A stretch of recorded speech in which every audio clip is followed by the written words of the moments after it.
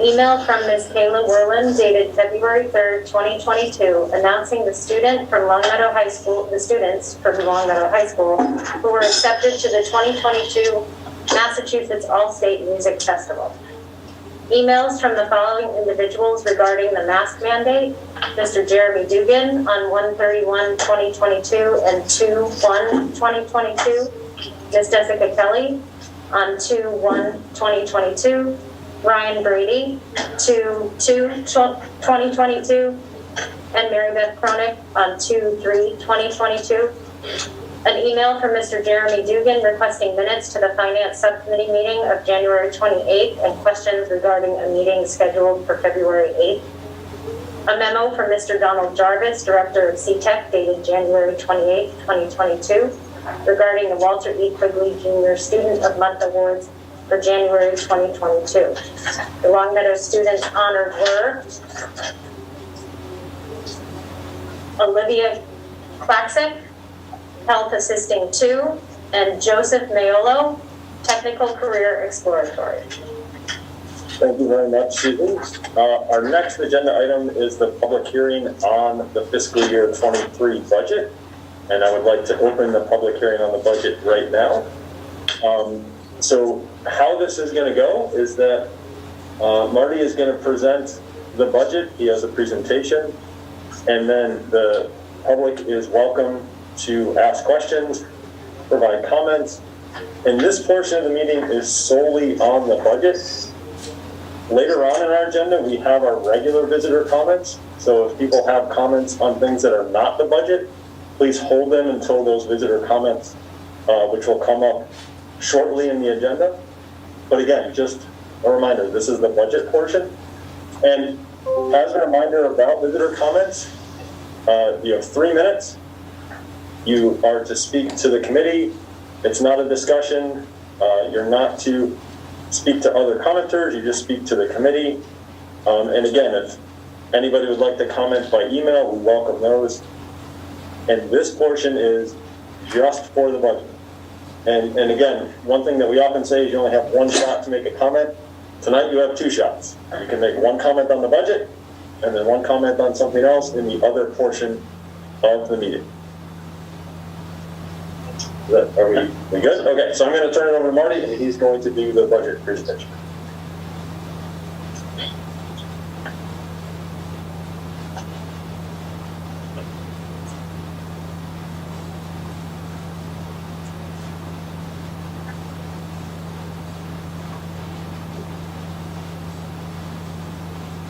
All right. Well, thank you. Just getting situated. So this is the our second opportunity to publicly discuss a recommended budget for fiscal year 23, otherwise known as the 22-23 school year. And our first opportunity was last week on February 1st, and the committee heard an administrative recommendation. And tonight, as is good practice and as is required, we'll need to have a sort of a more formal public hearing. And as Kevin explained, following the presentation, members of the community would have an opportunity to provide us with any feedback that makes sense to them. So tonight, as I did last week, I want to thank a number of folks for helping us put together this budget that we are excited to bring forward. The committee has been clear in its direction since the beginning of the year in terms of the goals that they're hoping that we hit this year and next year. Also want to thank our partners on the town side for assisting us with kind of shaping this budget. Tom and I have had numerous conversations with the town manager, the finance director of the town, and back in, I think it was late November or early December, the school committee had a joint meeting with the select board where we heard some of the town budget projections as well. So all of that has been enormously helpful to bring us to this point this evening. And last week, our entire administrative team was with us, and we bring this budget to the community as a team, but want to thank the finance subcommittee of the school committee for providing us with some valuable feedback. And then also special thanks to Tom Mazza for helping us put this budget together. He's a good steward of community tax dollars, and he advises us well administratively and advises the school committee on budget projections and what we're looking towards for fiscal year 23. So thank you, Tom, for that. We believe that this budget hits some very critical targets, and these are targets that have been established by the committee and by the administrative team. Obviously, we have to meet our contractual obligations. It's important that we have a budget in place that will attract and retain outstanding teachers. We know that teachers are the single biggest factor in educational progression, and so this will help us meet those obligations.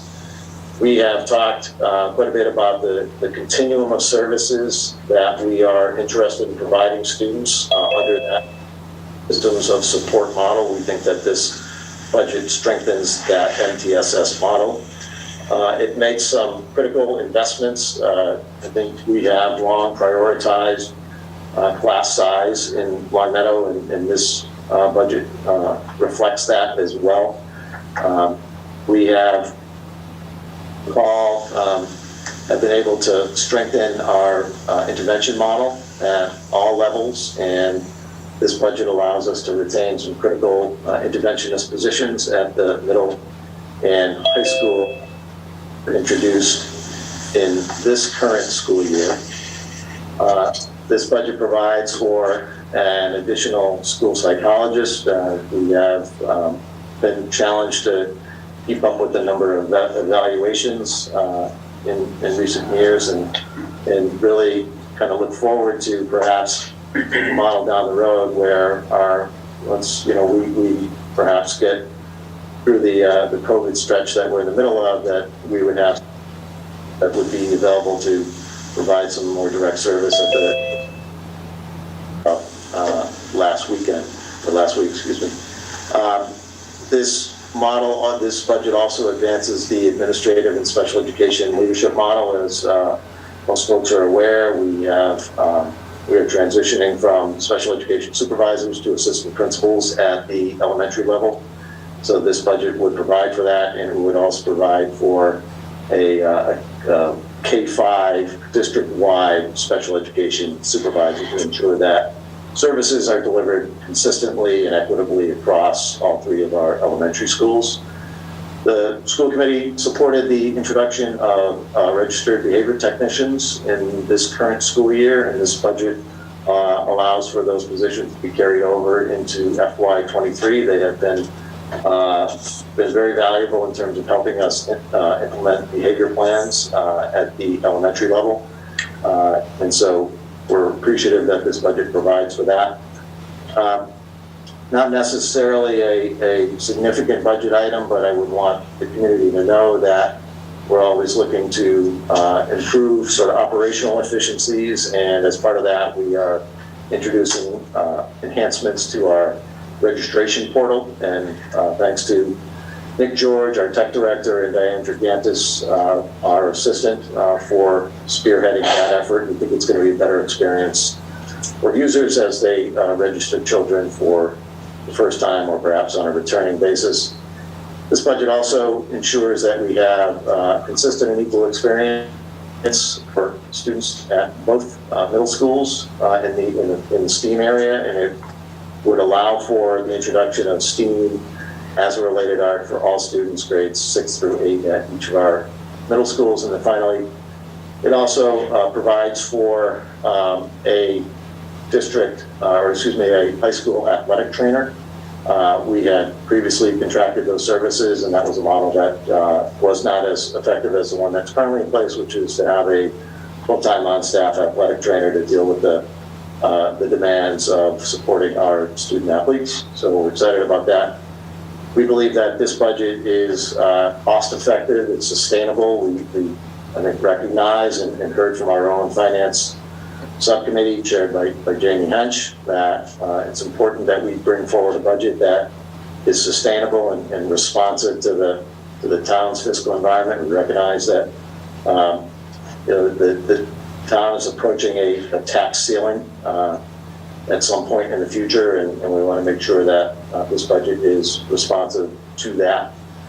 We also annually like to bring forward a budget that is responsive to shifting enrollment patterns. There are some levels where enrollment might be down. There's some grade levels where enrollment might be up, and we need to shift staff accordingly. So I would like to spend just a little bit of time kind of setting the broad fiscal context and starting with the Chapter 78 projections. So the governor released his budget in recent weeks and had projected an increase in Chapter 78 to the town of Long Meadow, an increase in the amount of projected to be $736,934. Having looked over the last couple of decades, this will be the most significant increase in Chapter 78 that Long Meadow has experienced. The statewide, that is also true. In other words, the statewide increase in Chapter 78 that communities are receiving, that districts are receiving, is larger than, it's the largest it's ever been. So that is, I'd say it's important for us to note that, because I believe it's a reflection of the statewide consensus around the realities of educating children in 2022. It's a reflection that the funding formula really was deficient. It was developed back in 1993 and really hasn't been updated to reflect the modern realities of educating children in terms of the costs of providing technology, the costs of providing special the costs of health insurance for our employees. So it's notable because it really demonstrates at a broad level, the fiscal challenges that schools have faced in recent years. This is an encouraging sign, and it's demonstrating that the state is truly prepared to get behind the revision of the funding formula and the implementation of what's called the Student Opportunity Act. And this is a funding formula that is being slowly changed, and this represents the state's next effort to fully fund the findings of a commission that reported on the deficiencies of that school funding formula. So I think it's really worth our collective attention. Here in Long Meadow, it's notable our enrollment is projected to go up slightly for next year. And enrollment increases, the foundational formula that's used to establish Chapter 78 levels changes accordingly. So it's also notable that we're seeing an increase in the percentage of students identified as low income, and there's an increased allocation anytime increase in the percentage of students who are identified as low income. So again, I think these are sort of broad strokes, wide context, developments that we ought to pay some attention to. This is a slide that was provided to us from the town's finance director, and this is a slide clipped from the joint that was held between the school committee and the select board. And it's important that we recognize that with this projection, and Mr. Mazza, if there's anything that needs further clarification, feel free to jump in. But with this projection, the town had projected an increase in the general fund to Long Meadow Public Schools of $1 million. So you see that in the top right of this slide. An increase associated with projected contract obligations and an increase associated with general expenses. Even with that increase, we need to note that if the town raised the tax levy limit to 1.75%, it would still leave the town with a gap of $500,000. And so it's kind of important to note at this stage that, our discussions with our partners on the town side are far from complete, and we'll need to continue to sit down with them to help us understand how this fits into the wider picture that is still being put together.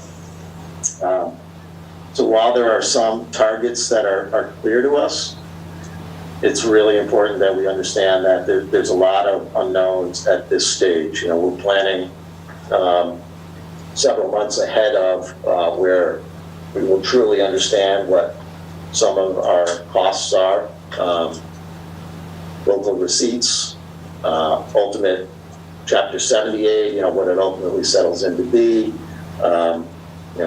what increase in other premiums might be that the town would be responsible for in terms of health insurance or retirement obligations. And then I think, also another major variable that is sort of unknown at this point relates to grants. In other words, what grants will be, as we work through this fiscal year, what grants will be available to us for application in the next fiscal year, and then what grants might, what the ultimate revenue might be to Long Meadow Public Schools in terms of some of the grants that are familiar to us, including IDEA grant, METCO grant, et cetera, et cetera. So we'll come back to that a little bit later, but really the point is here that while there is plenty that is known, thanks to Mr. Maz's due diligence, there's a lot that still is, that still needs to be pinned down, and we'll still sort of need to continue in conversation with the town to understand how our budget fits in, how our piece of the puzzle affects and fits into the overall town budget. So this is a snapshot of the current enrollment, and I think that the most notable thing here is to maybe zero in on our current kindergarten. About 180 is 187 students at the time that we took this snapshot. We believe, based on the census data that we've been looking at and the current registrations that Diane has received, we believe that we'll need to plan for an increase at the K level for the coming school year. So this budget would introduce, allow for additional kindergarten sections for the 22-23 school year. At the elementary level, you'll see what class size levels we're projecting, for the coming school year. We circled a couple of grade levels that we'll want to sort of keep our eyes on, because this is based on students currently in Long Meadow Public Schools, and it's very possible that we could see an increase in registrations in the springtime and into the summer. Notice that Blueberry, we're projecting the same number of sections next year at Blueberry as we currently have at Blueberry. And when we look at the elementary schools altogether, that's true across all the elementary schools. So that the total of all the sections that we have established currently at the elementary level will carry over into the coming school year.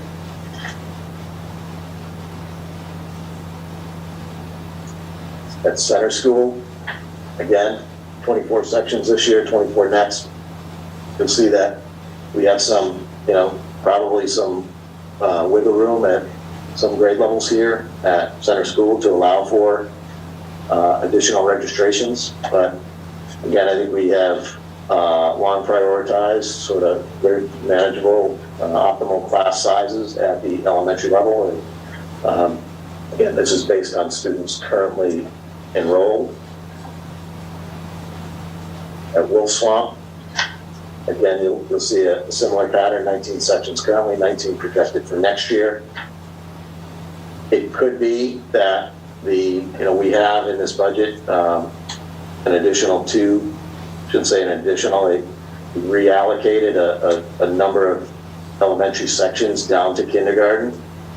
So it doesn't represent an overall increase, but where those K sections wind up, right now they're in the budget for Blueberry and Center, but we're going to be watching registration and enrollment over the next few months to see if in fact that kindergarten slot needs to be allocated to Wolf Swamp, let's say. But that's something we feel that with the reallocation, the shift down of two sections into the K level, we feel like we're well positioned for the coming school year.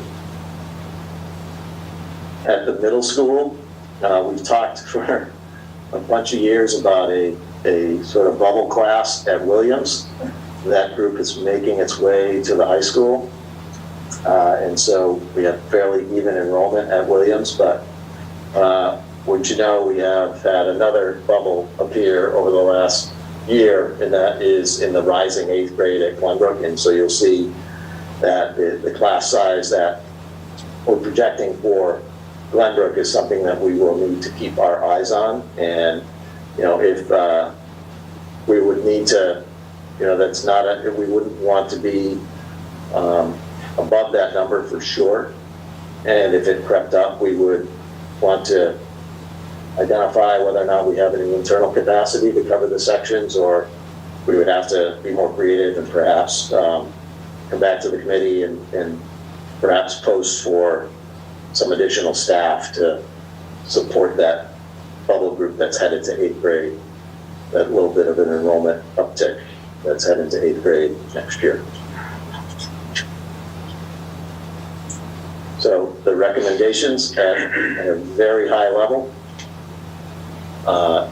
you'll see that this would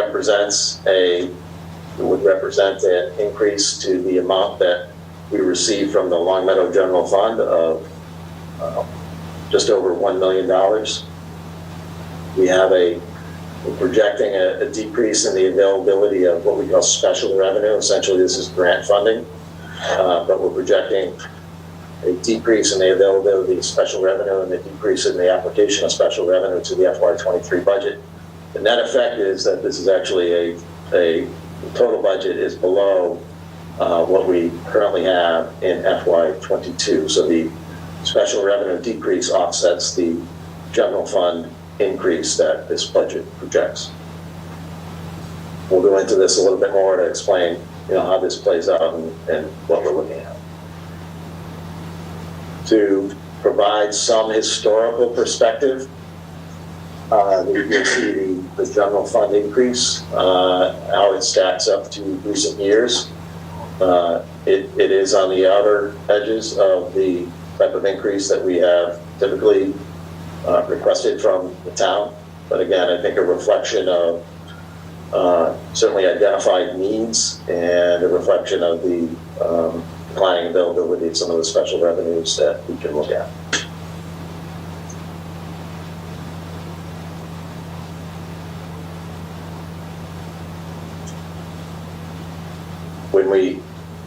This particular slide adds in a column to the right showing the general fund turnback. So again, Mr. Mazza being sort of a good steward of our budget and being attentive to cost control, and we've been in a position to turn back funds at the end of the fiscal year to the town in recent years, $321,000 in FY21 and close to $1 million in FY20. Other years have closed more narrowly, but really it's a reflection of the sort of conservative, responsible approach that we take once the budget is passed and as we spend down the budget throughout the academic year.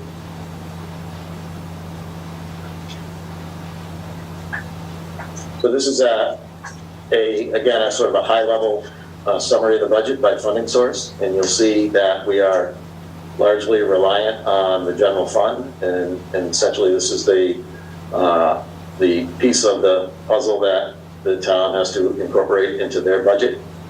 We do receive about 6 or 7% of our funding comes from what we call special revenue. Circuit breaker is a state source of revenue from the state that helps us offset high cost special education placements. That's projected to increase. That's another number that is sort of not entirely known. This is a projected source of revenue to the FY23 budget. It could come in above that. It could come in below that. And the other thing tied to that is that we never really know exactly what the exact cost of our special education out-of-district placements might be. That becomes clearer to us. We have projections. We're watching cases, and Jean Fontaine, our Pupil Services Director, has a good idea of what services should need to get in place for students that are currently under services, but there's always some things that you couldn't possibly project or plan for. So that's another sort of unknown that we will keep our eyes on. The METCO program allows students of color to attend Long Meadow Public Schools from Springfield, and that is supported with a state grant, $243,000. We're projecting applying $235,000 from school choice to this budget.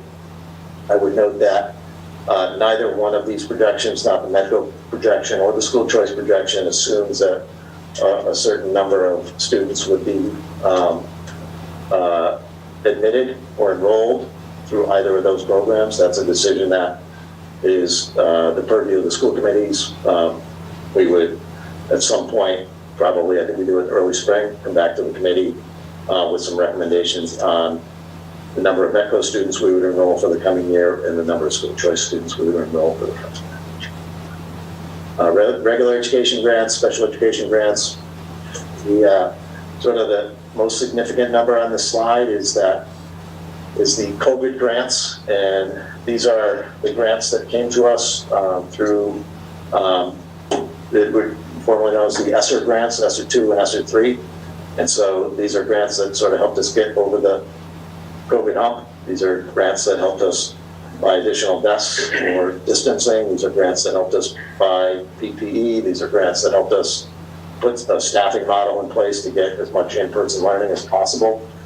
These are grants that have assisted with us, to ensure that we're limiting the disruption of that COVID has caused to student learning. So those ESSER grants have been critical to our success and our sort of, again, managing and getting through the challenge of educating students amidst the pandemic. So that's money that we're not quite sure how much will be available to us in FY23, but we would want the community to understand that there are a number of expenses number of investments that we made with the ESSER funds, with the ESSER grants, that won't be retained and really don't need to be retained, particularly in the area of the COVID mitigation supplies, the PPE, the tents, the desks, the HVAC supplies,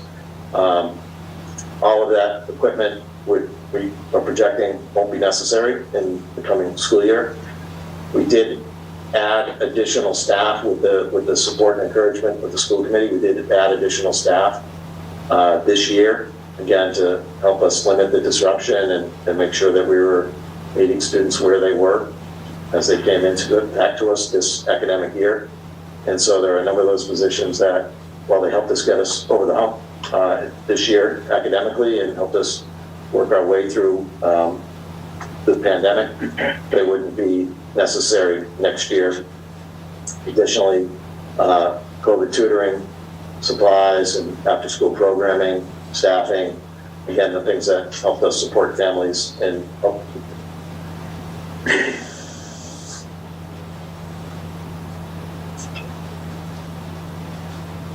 I think the committee has asked us to be clear on the level of FTEs. When we say FTEs, I apologize for the sort of acronym there for the abbreviation. FTEs is full-time equivalent. So in FY23, this budget projects a that we would have the equivalent, full-time equivalent of 464.566 employees to serve the students of Long Meadow Public Schools. You'll see that, it's that the number of FTEs has increased in recent years. And again, I think it's a reflection of the needs that students have come to us with in recent years, and B, a reflection of the expectations that are upon schools nowadays. And frankly, I tie it back to that increase in Chapter 78 that we talked about earlier, and that, sort of a recognition statewide that more is asked of schools, and children have different needs nowadays, and costs are different. And so that the number of staff that we rely on to serve the varied and diverse needs of our students has increased in recent years. To kind of maybe put a little more perspective on that, if we think about just since FY17, you'll see some of the staffing investments that the committee has supported. We've seen an increased need for adjustment counseling. We have built special education programs in districts so as to give students an opportunity to be educated in their home school, hometown. There's significant savings associated with that, but when you build these intensive needs programs, obviously you need to staff them. So it reduces your out-of-district tuition costs, but you need the staffing to support the kids, the special educators, the counselors, the administrative oversight. Preschool has expanded in recent years. We added a career coordinator at the high school. It's been a great boon to our LHS students. We have ensured that we have put classroom teachers in place to maintain the type of class size that this community has come to expect. We have had academic intervention as we build out that MTSS model, the multi-tiered systems of support model. RBTs, registered behavior technicians, again, assisting with behavior plans, working with the BCBAs, the board certified behavior analysts. Those positions have worked in conjunction to support the behavioral needs of students. Nursing services, we have obviously the overall health of students as even prior to the pandemic, there's been more expected of us in terms of monitoring students' overall physical well-being and development. The drug-free community grant coordinator, this is Mr. McNeil. He's done an amazing job coordinating our community coalition, doing some really, really important prevention and intervention work. So we're really proud of that. And having an in-district in-house athletic trainer has also been critical as well to support our student athletes. So everybody's patience here. And this is a sort of reconciliation and helps us illustrate how we arrive at that sort of net decrease in the overall budget. So you'll see that at the bottom of the slide here, that $327,000 decrease in the overall budget ties back to what we saw earlier, but much of this are things that we've already talked about. But you'll see, at the top right of this slide, ensuring that we are able to meet our contractual obligations to employees is obviously critical. We're a service organization, and our costs reside in that area largely. We are projecting a slight increase in out-of-district tuitions, mentioned earlier. And, I'm working my way down sort of the right-hand side here. We are seeing the need for additional evaluation services. That $52,000 ties into a decrease on the left of $50,000. This is, previously we had contracted out those evaluation services, and having it in-house would be a better use of a better way to support staff and students. The RBTs we've mentioned. We mentioned the investment in a a K-5 special education supervisor to ensure consistency of programming across the district, consistency of entrance and exit criteria for students who need specialized services. That 79,000 ties into a decrease over here on the left relating to the special education supervisors. So again, transitioning from that special education supervisor model to an assistant principal model, where this keeps us on track with that transition. Also down the right-hand side, you can see that as we reallocate elementary staffing towards the kindergarten level, you'll see that we need the kindergarten assistants to support those classrooms. The rest are things we've already touched on or generally miscellaneous. The reductions, you'll see a couple of significant numbers here in the upper left. Attrition relates to employees that we understand to be retiring, and it's likely that when you hire to replace those positions, you're hiring at a lower point on the salary schedule. And so we're projecting some savings associated with that.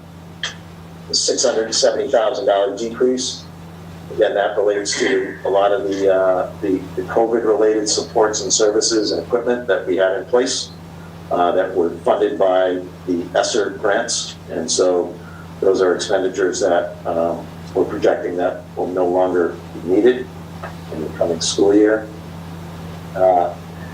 And other items, you'll see the 8th grade staffing at Williams. I wouldn't want anyone to read this as a sort of reduction in services. This is simply a reflection of the enrollment shift. We're seeing that bubble group, that larger than typical cohort of students that's currently in 8th grade, they're moving on to the high school.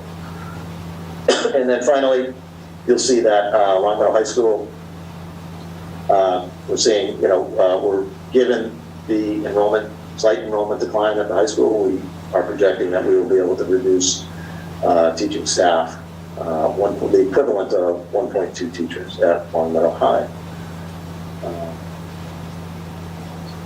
Moving on to sort of wrap it up, some things that we are sort of keeping our eyes on. Excuse me. We had kind of talked back in the spring, you'll recall, with the committee about the value we see in math coaches at the elementary level. We have literacy coaches, and they do a great job supporting teachers and ensuring that we are implementing a curriculum with fidelity and helping us, helping teachers make sense of the curriculum demands that are upon them. So this budget does not provide for math coaches, but it's something that we would want the committee and the community to know are sort of at the top of our list, and it's a need that we're not entirely able to address with this budget. As we get closer to the end of the year, we'll have a better idea of what grant funding might be available to us, and that might be something that we'll want to kind of continue the conversation with the committee on. We'll keep our eye on, every year there are registrations and enrollment upticks that are difficult to project, but we'll keep our eyes on that and bring some information back to the committee if we're seeing significant increases or decreases that require some budgetary response. Ensuring that we have supports in place for at-risk students. It really, Long Meadow is experiencing what other districts across the country are experiencing, and that is, an increasing number of students who are challenged behaviorally, who are dealing with social emotional challenges, mental health challenges, and so much of that was apparent to us pre-pandemic, but I think that no secret that the pandemic has at least accelerated some of that. OT services, occupational therapy services, we're obligated to provide appropriate services in that area. We'll have to continue to evaluate the need and the staffing levels there. And then also regular education academic interventionists. So the quick explanation here is that this year, with the ESSER funds, we were able to add 4 regular education academic interventionists at the middle school level, 2 at each school, 2 at Glenbrook, 2 at Williams. We think that with this budget next year, it will allow for the retention of 2 of those 4 positions. And again, it makes sense that we would pull back on that because the 4 positions were supported with one-time grant funds, but we are able to incorporate 2 of those 4 positions into the FY23 budget. And so, stop.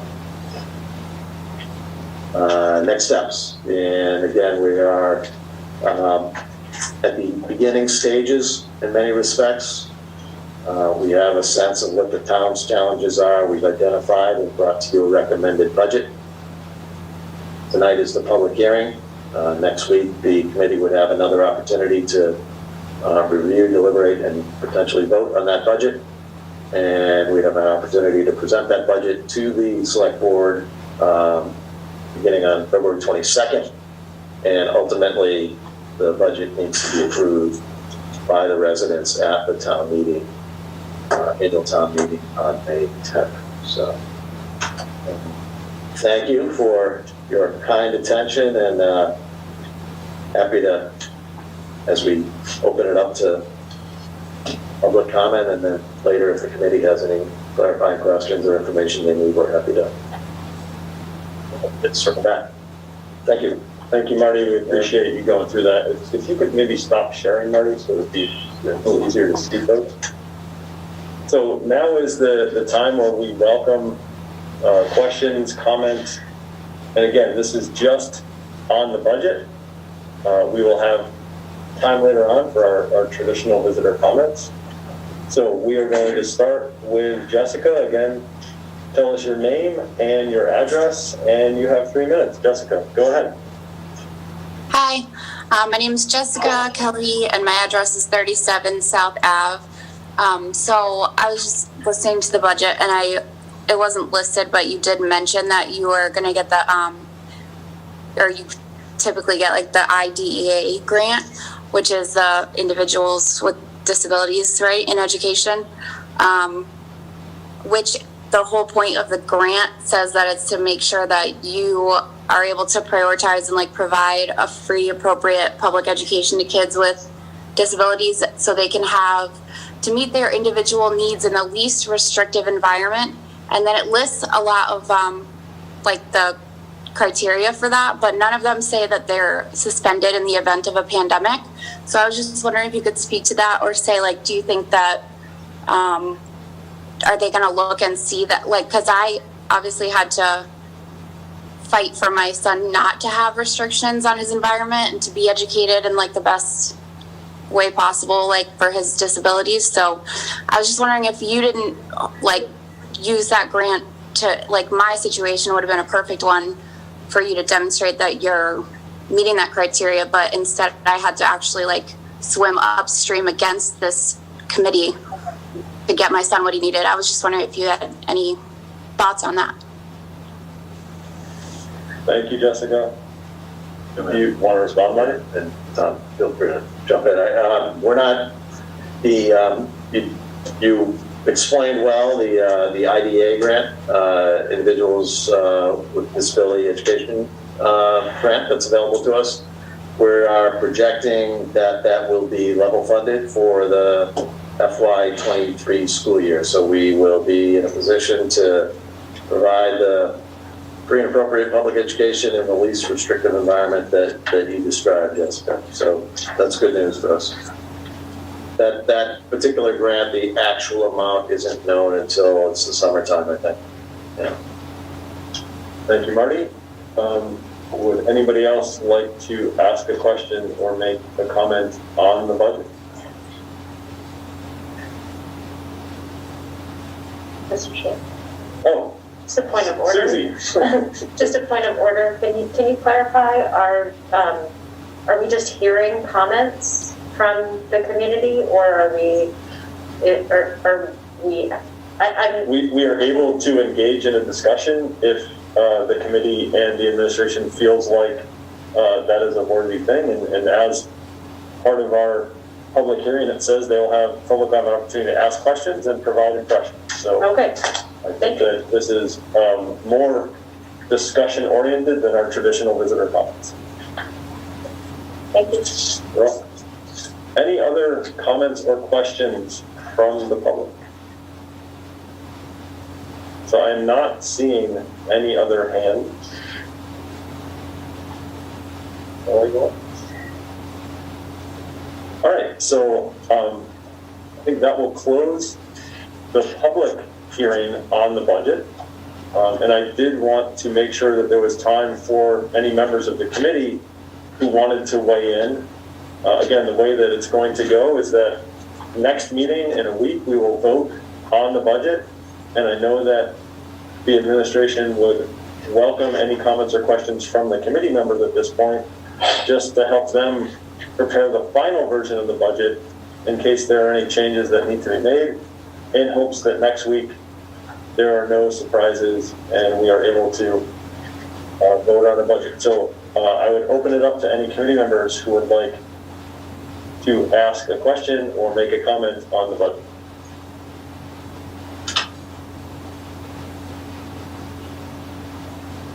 I am seeing no hands at home or here. Okay. So then we are going to continue on with our agenda. Marty, thank you for that, and thank you to everybody who came out to hear the budget. So thank you for that. Next up, we are to approval of minutes, and we have two possible motions. I move that the school committee approve the minutes for the January 25th, 2022 school committee meeting as presented. Is there a second? Second. Is there any discussion about the January 25th minutes? I am seeing none, so we will move to a vote. Susie? Yes. Mary? Yes. Gianna? Yes. Jamie? Yes. Unwin? Yes. Nicole? Yes. And yes for me. We have another possible motion. I move that the school committee approve the minutes for the February 1st, 2022 school committee meeting as presented. Is there a second? Second. Any discussion? We will vote. Susie? Yes. Mary? Yes. Gianna? Yes. Jamie? Yes. Unwin? Yes. Cole? Yes. And yes from me. Excellent. All right, next up is visitor comments. And again, reminders on the visitor comments, you have one opportunity to make a comment. You will have a maximum of 3 minutes. And again, please speak to the committee. Do not speak to other presenters. It is your time to weigh in on the issues. And we thank you for respecting those guidelines. So we will open it up to visitor comments. And again, thank you in advance for keeping to our 3 minutes time limit. If you would like to make a comment, please either raise your hand with your camera on or use the raise hand function. Anyone like to make a visitor comment?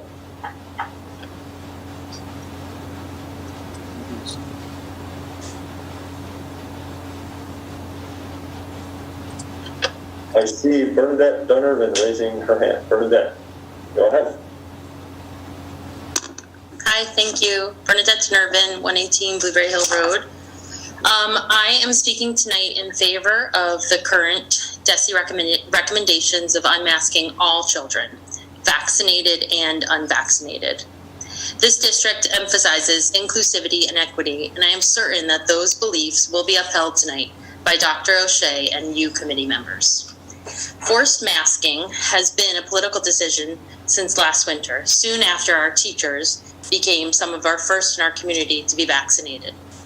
We supported our teachers and kept our children masked with the understanding that it was temporary.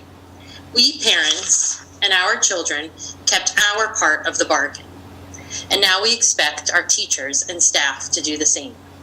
Let us parents have the choice on whether or not we use an emergency vaccine on our healthy children, especially considering that the vaccine does not curb transmission. Let us parents decide whether or not our children's face are covered from view. Let us parents finally tell our children that school will finally be school again. Change is hard. Sending my children to school masked for approaching 2 full school years felt unsafe to me.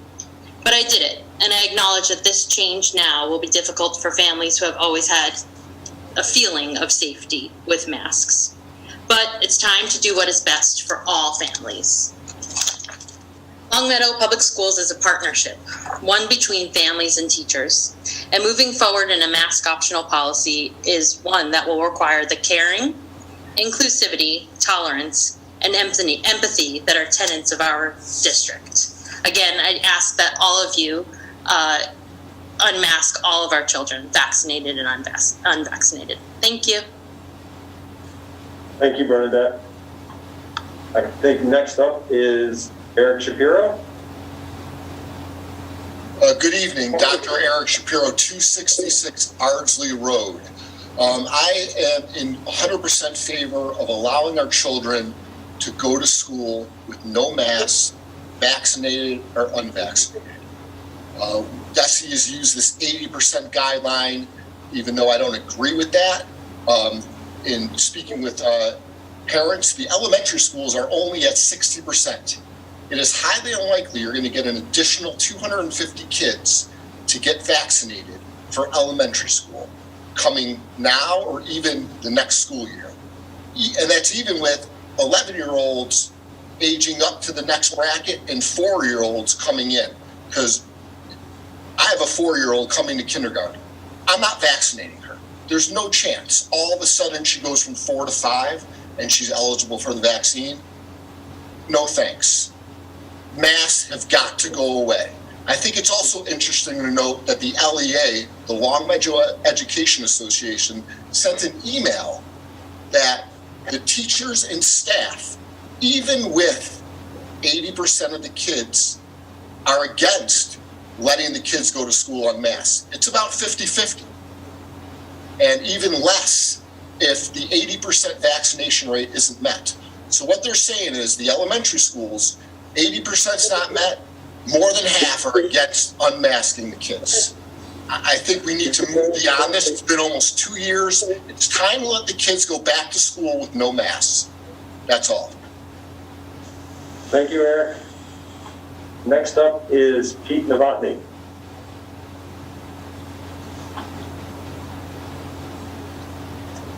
Hi, this is Debbie Novotny, 104 Long Meadow Street, and I apologize for being nervous. I'm not a public speaker. I'm just a mom that has had enough.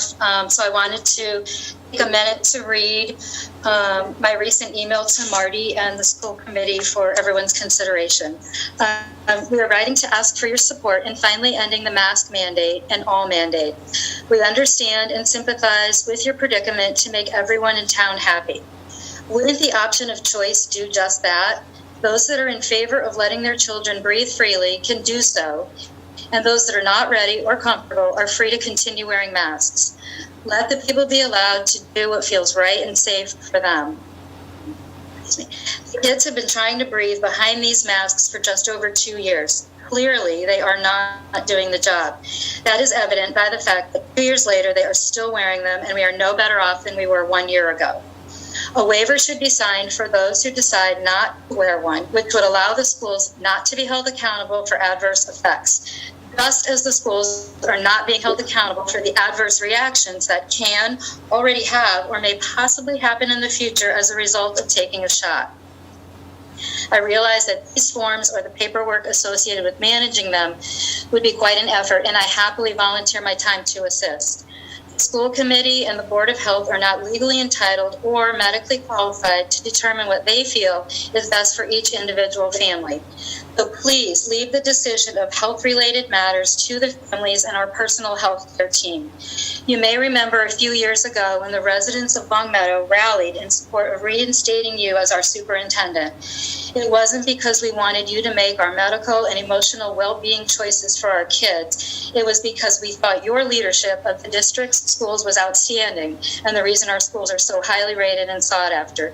Please let yourself and our school committee members return to what should be the main focus in our school, and let's leave the parenting to the parents. Thank you.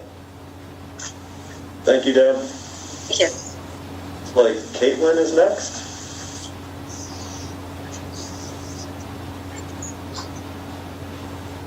Hi, I'm here today in support of mask optional for everyone. As a mother of two children. Hold on. Yes. Your name, where you live, please. Caitlin Arnold, I live in William Street. As a mother of two children in the Longmeadow School District, I have seen firsthand the negative effects of masking. I have watched my son try on multiple masks each morning and actually breathe to see which one is more comfortable and that he can breathe better in. I've also watched him be fearful that he'll be disciplined when he's breathing too openly when his mask is slightly gapped. It's time to end this madness and allow our kids to be kids once again. Thank you, Caitlin. Anyone who, I see Dr. Tapper with her hand raised. Thank you. Dr. Tapper, go right ahead. You have up to 3 minutes. Thank you. Judy Tapper, 67 Windsor Place. I hear what everybody else is saying, and just for the medical background and some of the information that you guys have, which I've said before at meetings, that masks do help prevent kids get COVID. There are numerous studies that show that they do prevent kids from getting COVID.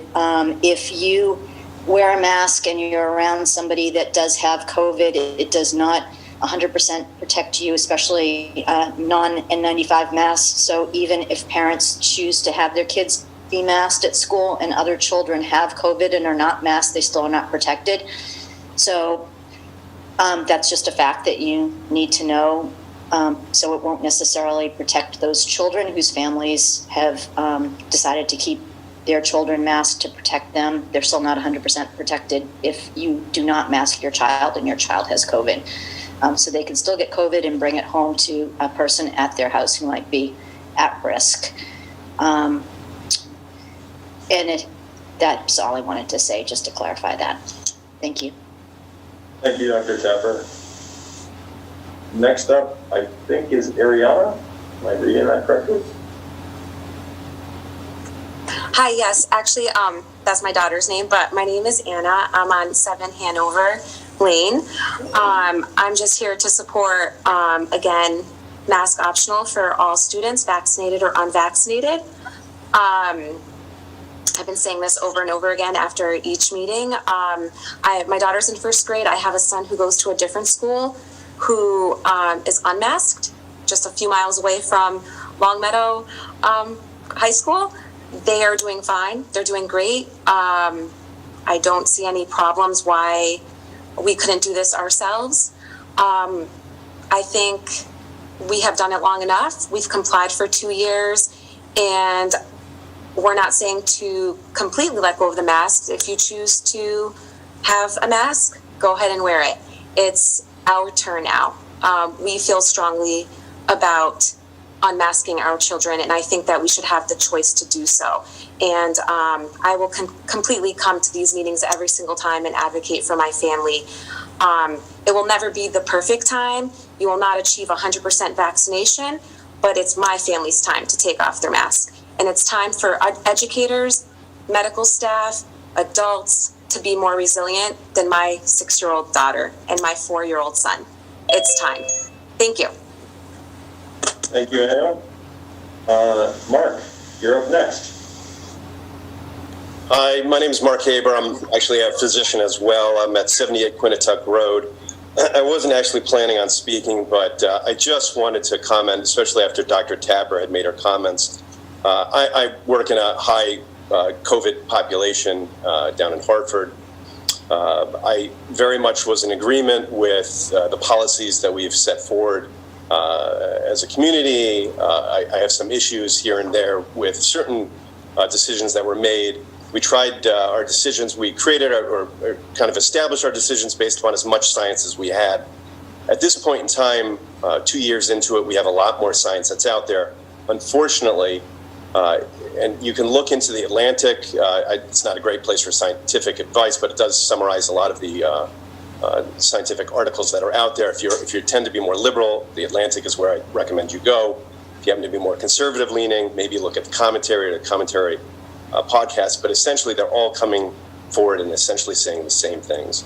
There really is no science that suggests that there is any benefit to masking children in preventing community spread. There are 2 studies out there that are actually randomized, and they're in adults, they're not in kids. That's the science. There just really isn't science. We have to go with what we are really what we've gathered to this point. And we've done this for 2 years. Vaccinations are available to anyone who wants them and can receive them. And I think it's time for us as a community to make the decision and move forward in the children. And that's a non-political argument. I don't have a political bone in this whatsoever, just common sense at this point in time. And I'm happy to talk to people offline for anyone who are somewhat shocked that I would speak on this behalf, because I was very much in favor of masking in the beginning of this, because again, we didn't have the science and we felt that would be a good idea. And it absolutely does work in situations such as the hospital, in certain community settings, or really in higher risk settings, where there is definitive use and value of masks, but not in our children. At this time, I agree that it's time to unmask the kids. Thank you. Thank you. Jessica, you're next. Do I have to say my name and address again? You do. Okay, my name is Jessica Kelly, and I live at 37 South Ave. I want to say that the link between vaccination rates and unmasking at this point, I guess I still have all the questions that I had at the beginning, and the fact that I can't get answers to them tells me that maybe nobody understands why we're doing these things, but that goes for even Desi. I actually have always had questions about the 80% thing. I called Desi and asked them what the reasoning was behind that, and they didn't have one. They don't have a reason besides that they want to get 80% of people vaccinated, but medically and public health-wise, there was no explanation. There is no asymptomatic transmission of COVID in the schools. When a kid is not showing symptoms, they're not testing positive. A kid who has symptoms has parents who can decide to keep them home as a responsible adult, and that's not something that they need the staff to be on top of. Usually I don't know any parent who sends their sick kid to school. I also just want to point out the objective has been really fluid. If it's been clarified at all, it's ever changing. First it was to stop the spread. We got to mask the kids, and then it was they weren't spreading it. So then it became we have to protect their family at home. And then it became we don't want to fill up the hospitals, and then the hospitals weren't staffed enough, and the justification is getting really thinner and thinner and harder to even comprehend. I looked at the hospital capacity, the bed capacity in Western Mass. None of them are close to 100%. They're not overflowing. That's ICU and regular beds. I know that's a common argument in favor of masks. Doesn't seem to be relevant anymore. And I was looking at I know that you get pressure from unions to do this for whatever motivation they have. But I didn't see any mention in that letter or on the Massachusetts Teacher Association website about education or the well-being of the kids. And I think the teachers are represented. The teachers have protection. The teachers could decide to stay home, and I'm sure the union would figure out a way for them to get paid if they're too scared to come in. But the kids don't have representation. They just have parents and you guys. So I would appreciate, as a parent, if you guys could do the right thing here and protect our kids from the unions, because I feel like sometimes I'm protecting my kids from you guys at the behest of the unions, and I don't want to feel that way anymore. I want to feel like I have representation and my kids do too, and that's why we elect you. So please do the right thing for these kids and let them be kids. Thank you. Thank you, Jessica. Next up is Katie. Hi, my name is. Oh, I'm getting feedback. One moment. So sorry. Hi, good afternoon or good evening rather. My name is Katie McDonough, and I am calling in on this meeting. I'm at 861 Frank Smith Road, I am the mother to 3 children, 2 of which are sitting here with me, but I'm so overcome by the importance of this issue that I'm speaking to you nonetheless.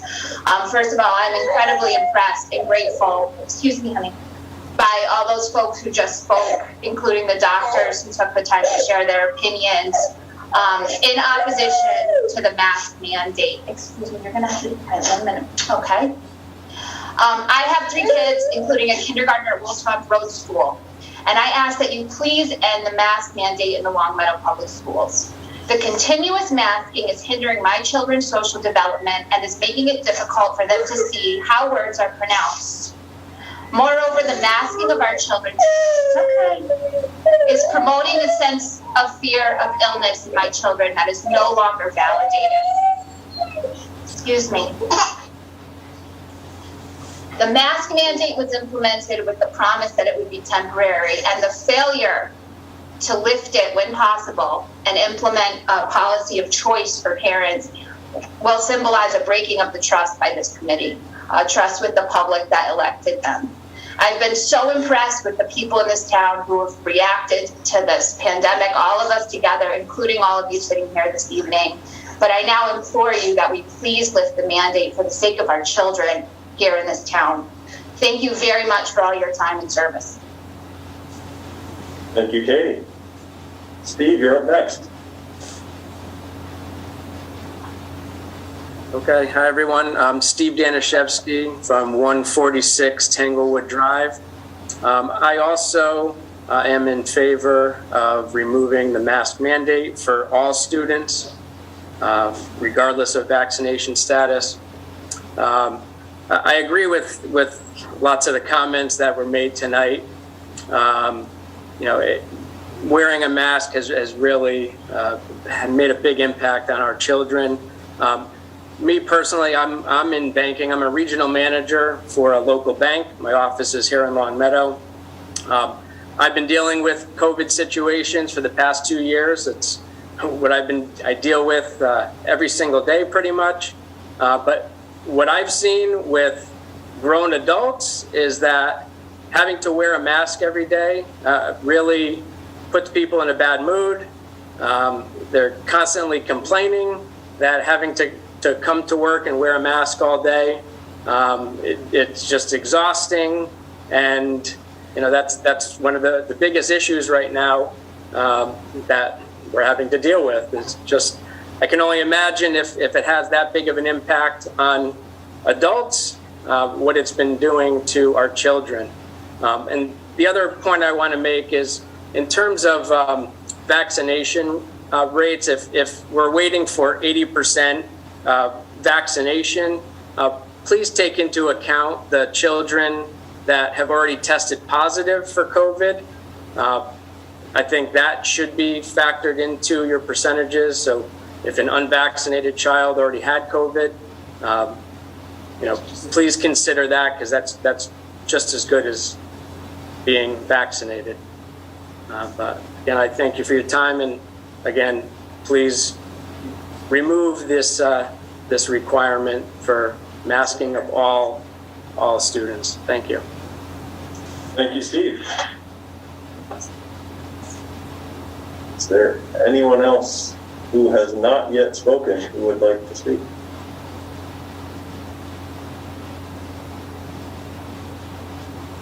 Katie, you're up. Can you hear me okay? Okay. I love the view on these cameras, by the way. It's really fashionable and awesome. Katie Hastings, Tanglewood Drive, Longmeadow. You see me here week after week. You're probably tired of seeing my face and hearing my voice, but that's okay. I'm here.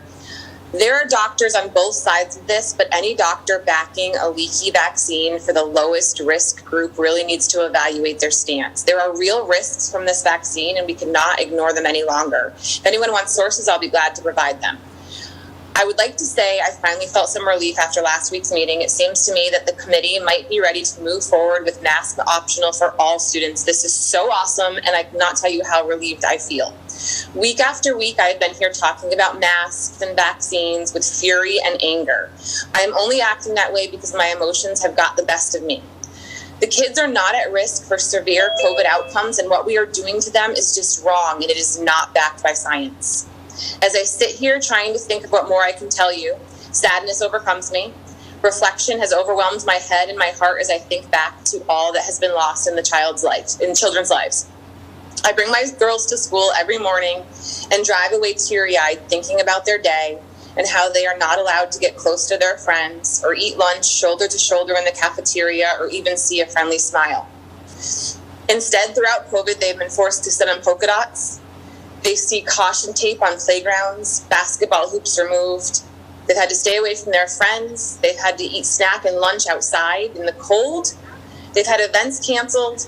They've had their nose and their mouths covered in a life I would never choose for them.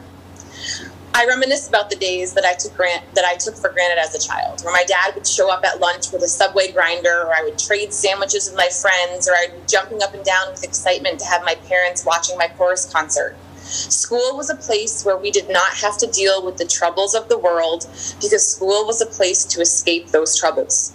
School was a place to find out who we were, what our interests are, and who our friends would be, with obviously a little learning mixed in.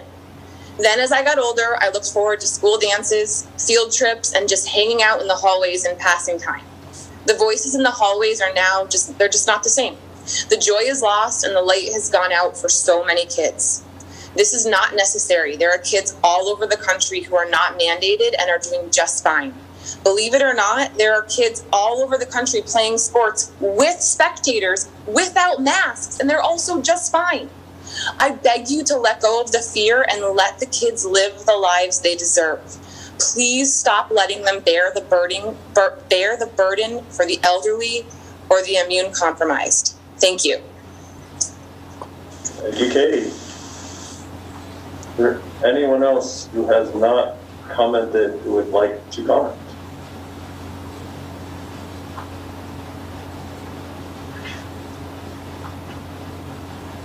I have not seen any hands. So with that, thank you to everybody who commented. As we say all the time, we greatly appreciate people who take time out of their busy day to come and share their thoughts with us. We always welcome emails. And as everyone on the committee has said numerous times, we read all those emails, we think about them. It really goes into our reflections on what we do as a committee. So thank you to everybody who came tonight and who shared their opinions. We greatly appreciate it. Next up is school committee announcements and recognition. Are there any announcements or recognitions from Keon? Thank you, Kevin. I just have two celebrations and expressions of appreciation. First, it is National School Counselor Appreciation Week. So I would be very remiss as a school counselor myself if I did not thank all of the Long Meadow Public Schools counselors, adjustment counselors, guidance counselors, and, especially to the counselors, but also to everybody else. I wouldn't be able to do my job as a counselor without all the people that collaborate on mental health, social, emotional health, behavioral health. So the behaviorists, the psychiatrists, the psychologists, everybody that is collaborating to let everybody that you have a whole slew of people who make the school counselors as able and available and ready to support and assist all of our students who need them in Long Meadow Public Schools. So thank you to the school counselors and everybody who serves in those collaborative or supportive capacities. And then the other thing I wanted to just thank and appreciate and try and articulate it as best I can, but I was able to have a conversation with Katie Hastings, who we just heard from a moment ago. I talked to her today because we had received an email from her over the weekend, and I got her permission to talk about this, and she, in her signature style, she graciously said, you can talk about anything you want, you can put it on the news, you can, put it in the newspaper. So thank you for that, Katie. Because what I want to share is I just think it's important in that I've been on the school committee for, 3 years, and 2 of those years have been pandemic. And even before the pandemic, it was a balance of, there's a lot of big decisions that we're making for other people's children or on behalf of, and trying to balance all the data here and all the data here. And again, as an educator myself, as a parent myself, it's a definite balancing act. For so long I've tried to keep emotions out of it because I didn't feel like, my emotions were allowed to be in it. And I think in recent months, or actually in the past 2 years, with all the emails that we get and the comments that we get, and I think I've just kind of become disconnected from the emotion of it because, again, I just didn't think it was my place to be emotional about it. But Katie's email on this weekend was very heartfelt, and it also, she's a fierce advocate for what she thinks is right, and, we even joked about, even though this is a serious matter, we even joked about, like when she's on and she's at every meeting, like she said, and sometimes when she's making comments, and I said this to her, and she, I was like, oh boy, where is she going with this? What's she going to say next? And that's great, and that's her advocating. And I just wanted to point out that her email over the weekend was very heartfelt, and it reminded me that it is okay to be emotional. It's okay to feel about hurt, and that so many people actually are, because I think I was also feeling that some people were making this political, and I don't know how to be, even though I'm not political. I don't know how to be political. I lead with my heart every single day when I'm working with kids, and when I'm taking care of my family.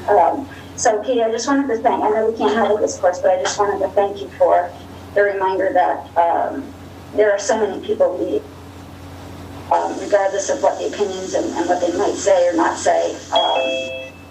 Just wanted to take this time to thank my committee mates, because without a doubt, and Bronwyn and Jamie and Nicole, and Kevin and Susie and Mary sitting here, I know that you are all leading with your hearts, and I just truly appreciate that. And I just wanted to say it's okay to be emotional.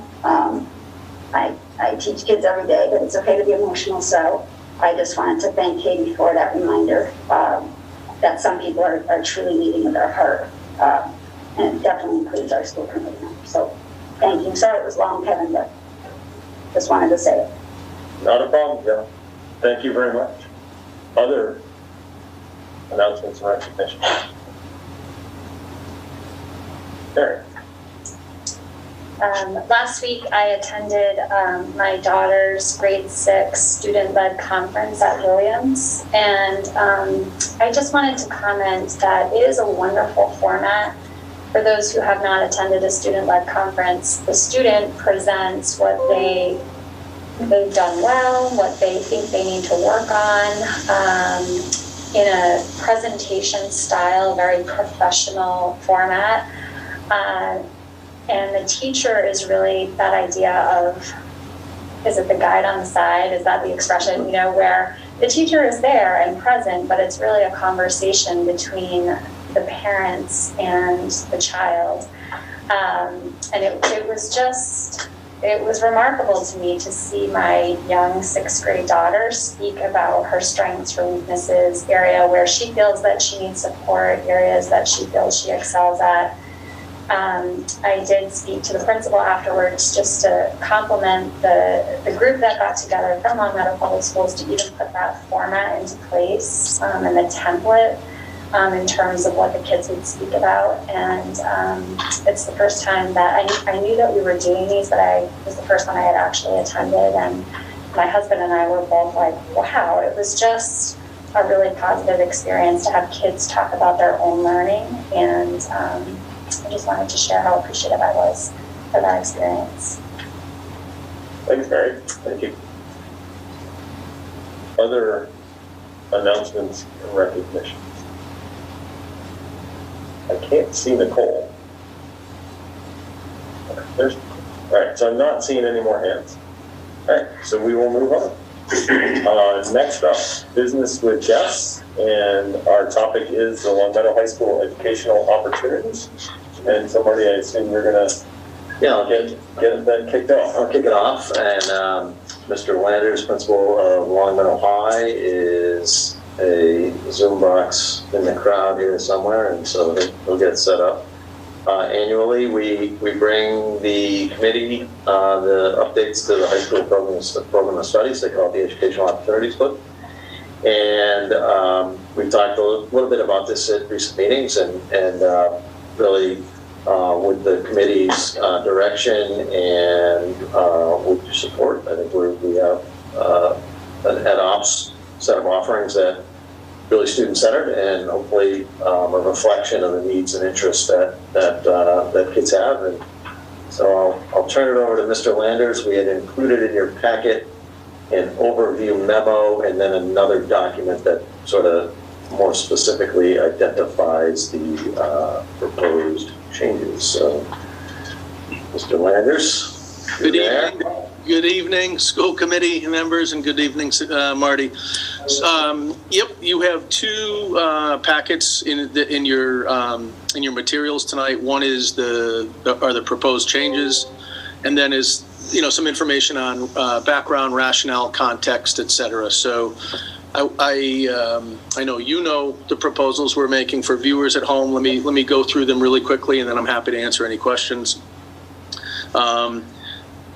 One proposed change is verbiage and language in our personal finance. Our personal finance course is a very popular course in our business and technology department, and the proposal is to update, modernize some of the topics and verbiage, and this comes to us from the department chairperson based on student feedback.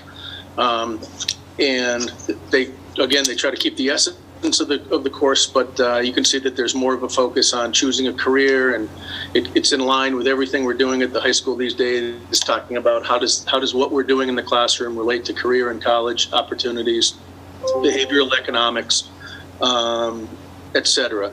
So that's a proposal to improve personal finance. We had something at the high school. We created something a few years back called Advanced Studies. It was an opportunity that kind of arose in music and art, and it was for students who wanted to kind of delve deeper, but they had already earned that credit. We try to come up with a creative way that they could do that. That has been successful. It is when teacher agrees to it and acknowledges that there's particular student interest, willing to go above and beyond, and we'd simply like to expand this possibility and opportunity to all departments. It would allow for a student who wants to go deeper and do more and really delve into the nuances to be in the class, but to earn credit under the Advanced Studies opportunity. Independent studies are part of the LHS culture. It's on a voluntary basis from our teachers. It is outside of their 5 classes that they teach, but it's part of the school culture. It's a really positive opportunity for a lot of students and teachers to work closely on something that students are passionate about. It's really just, we're trying to codify the reality that these are overwhelmingly, almost all the time, in my experience, pass, fail. And we got a couple questions about that this year, and we wanted to make sure that students and families knew that they overwhelmingly, the practice is pass, fail. And so people go into that knowing the idea is not about a grade or a GPA. It's about the passion that a student has for a particular subject that we don't teach at the high school, and they and a teacher are willing to work together on. Psychology, updating our verbiage on psychology, keeping again the essence of the program, but trying to work in modern efforts at mental health awareness, mental health well-being, etc. So that's proposed verbiage for our psychology course taught in our social studies department. Again, a really popular course with our seniors. Suggestion is to add some mathematics information for students. We do a lot of dialogue and discussion and meetings, especially with 8th grade parents this time of year and into the spring and even into the summer about options. So we just wanted to add some a visual set of opportunities.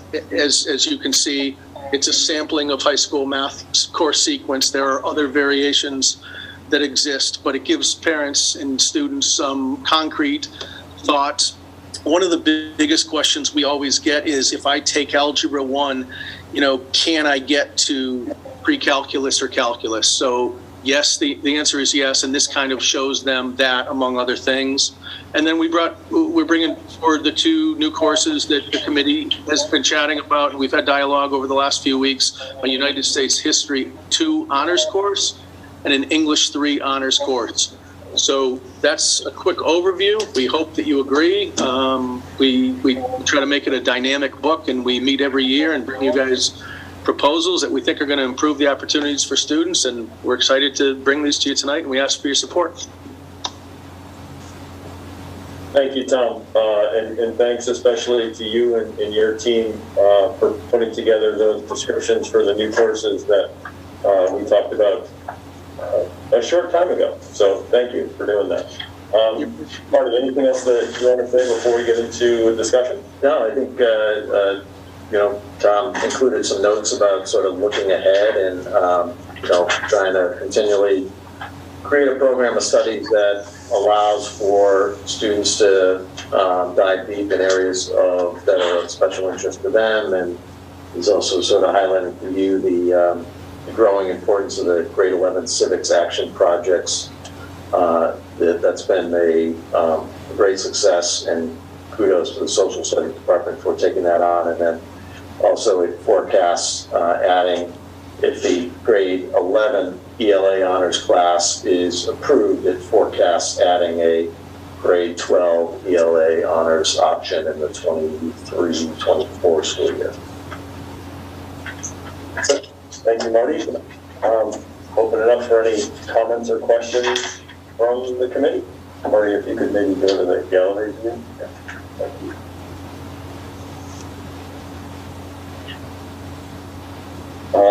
Bronwyn, is that a hand?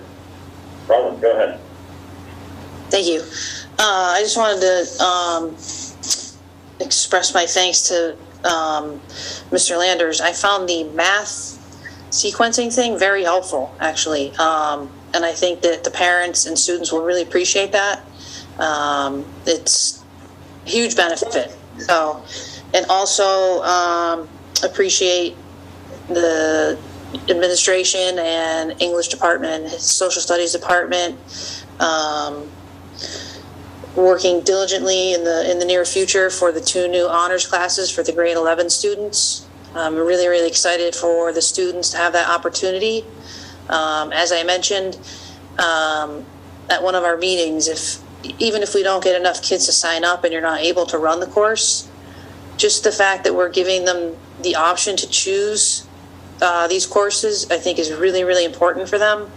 And I appreciate that, and I appreciate you did that for the students. So all the changes, I really like the advanced studies thing as well.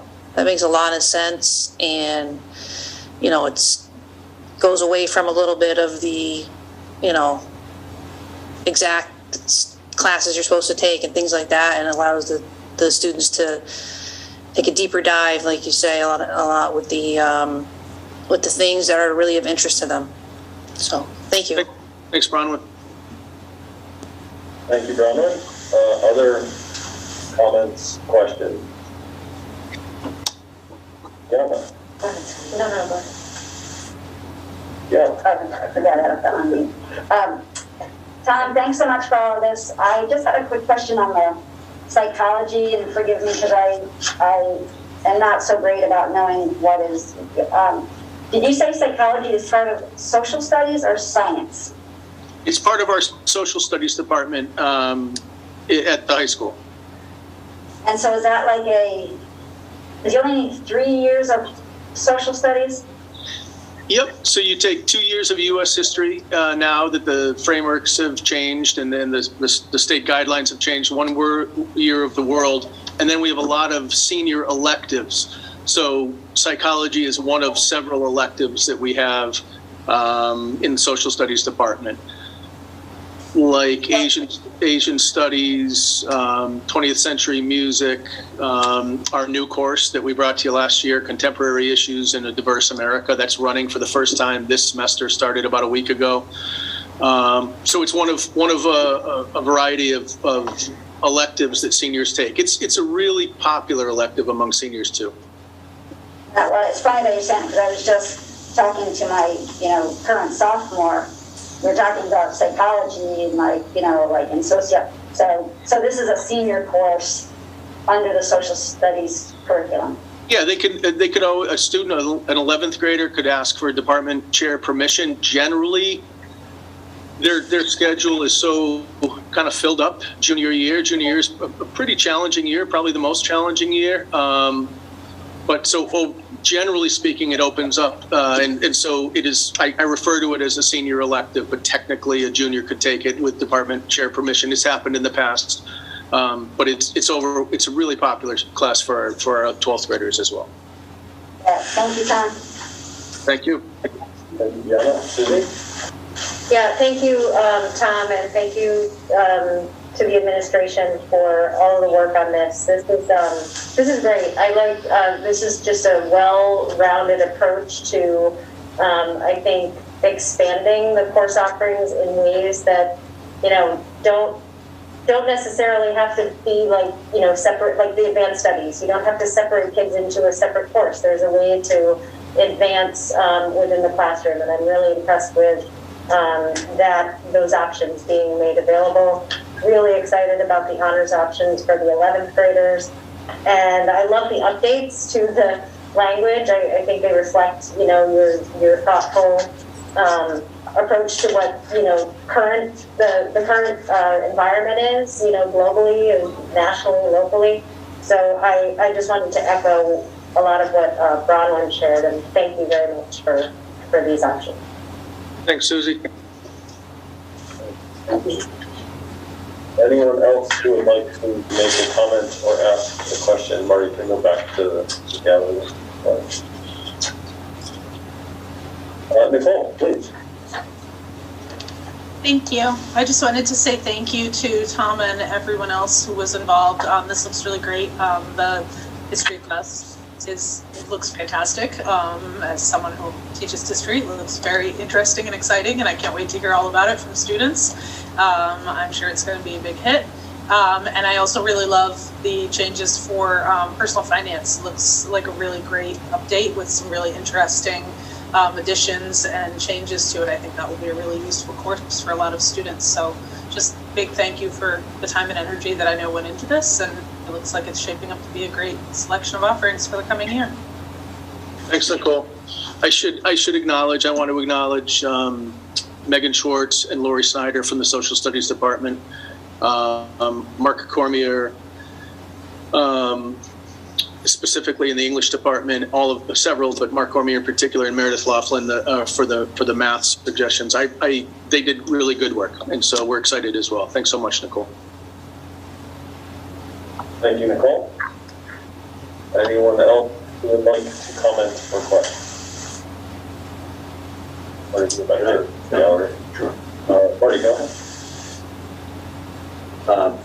And I want to thank Tom and his team as well for putting together a really coherent set of updates to the Educational Opportunities book. And I hope that it's apparent that they're really reflective of our attempts to think differently about student success and give kids opportunities to find relevance in their learning and explore their passions and be at the center of what matters. And I would link it even to what Mary was talking about, the student-led conferences, which I really appreciate your comments on that. It really is, again, reflective of us creating situations where kids have to reflect on their own proficiency.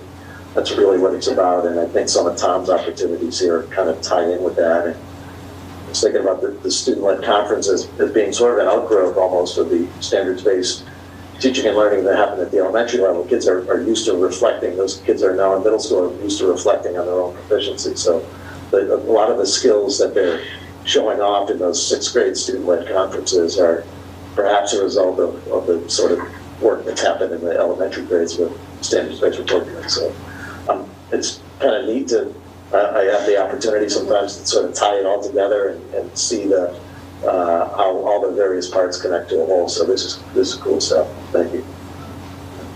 Thanks, Marty. Any other comments or questions? Tom, thanks so much. Again, we know how hard you and your team worked on this, and I agree with everybody else. Very exciting. Lots of great stuff happening at LHS, so thank you. Thank you so much. You're welcome. And we don't need to vote on this or anything, do we? Yes. Okay, then we have our expert motion maker, Susan Bell. I do not see a recommended motion. Susan, I will whip one up very quickly for us. I move that the school committee approve the educational opportunities booklet. Did we call it a booklet? Sure. Yeah. For the 2022-2023 school year as revised and presented. Do we have a second? Second. Is there any further discussion? Seeing none, we will move to a vote. Susie? Yes. Mary? Yes. Gianna? Yes. Jamie? Yes. Cole? Yes. Yes. And yes for me. All right. Thank you, Tom. Thank you. Thanks, everybody. Appreciate it. All right. All right. Next up is administrative reports. And Marty, you're first up. A few items for you. I reported the committee on the findings of our tiered focus monitoring review, and a kudos to Jean Fontaine and Sue Bertrand for leading us through that fairly intensive review that Desi had asked of us, and that tiered focus monitoring review asked us to take a look at our compliance with laws and regulations in the areas of civil rights and special education, and we were given a clean bill of health, and everything that was evaluated was found to be implemented. So that was great. I appreciate it. Please work on that. We announced, as the committee knows, the Grinspoon, the winners of the Grinspoon Excellence in Teaching Awards on Monday. The prize patrol made its way to the schools to award excellence in teaching, the Grinspoon Pioneer Valley Excellence in Teaching Awards to Tony O'Hanigian. He's a music educator at Glenbrook and Williams. Deb Callahan, art teacher at Long Meadow High. Betsy Mitchell was recognized as a beginning teacher. She's also an art teacher at Long Meadow High. And Vanessa Vignal is a literacy coach at Center. So the four of them will be honored at a dinner hosted by the Grinspoon Foundation sometime in May, I think, up at the Log Cabin. So it's really, I will tell a quick story. Sometimes we get lost in the world of COVID and budgets and spreadsheets and that kind of thing, but to have the chance to go over to Center School and to see the joy and the giddiness on the faces of the kids as they watch Vanessa get balloons and prizes and everything, it was priceless. And same thing at the high school and the middle school as well. The kids were fired up for their teachers, so it was really cool. Reflection of all the great work that's going on. We've heard a little bit tonight about some of the transitional work that's happening. So 8th graders are involved. They're soon going to be involved in an academic preview hour. They make their way to the high school and they hear from the high school staff. They hear from Mr. Landers about their academic options for high school. And as part of that transitional work that's going on, and to give the 8th graders some exposure to what life at Long Meadow High will be like, the LHS music department makes its way to and does a little performance for our 8th graders as well. So kids are on the move back and forth, and it's fun, and our 8th graders their eyes are starting to open up to all the things that await them here at Long Meadow High. And I think that's it. I'd say you heard earlier in the year from the Anti-Racism Committee, so I want you to know that their work is ongoing, and appreciation to Sue Bertrand for shepherding that committee along with their advisors at the high school and making sure that they, so they're planning some cool opportunities for kids to hear from some engaging speakers. So, look forward to that and we'll keep it posted. So a lot of neat stuff happening. So thanks for the chance to talk about it. Thanks for all the good news, Marty. That's wonderful stuff. Any comments or questions on Marty's report? Ronald, go ahead. I meant to mention the teachers, Pioneer Valley Teaching Excellence Award winners during the announcements, but I didn't. So I also wanted to echo what Marty said. Congratulations to all the nominees. That was a very long list. And I know the nomination process isn't easy. So the people who nominated them, knew that every one of them deserved it. And I know that the admin can only pick a certain number.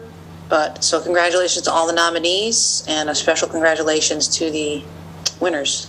Thanks. Thank you, Ronald. Any other comments or questions for Marty? All right.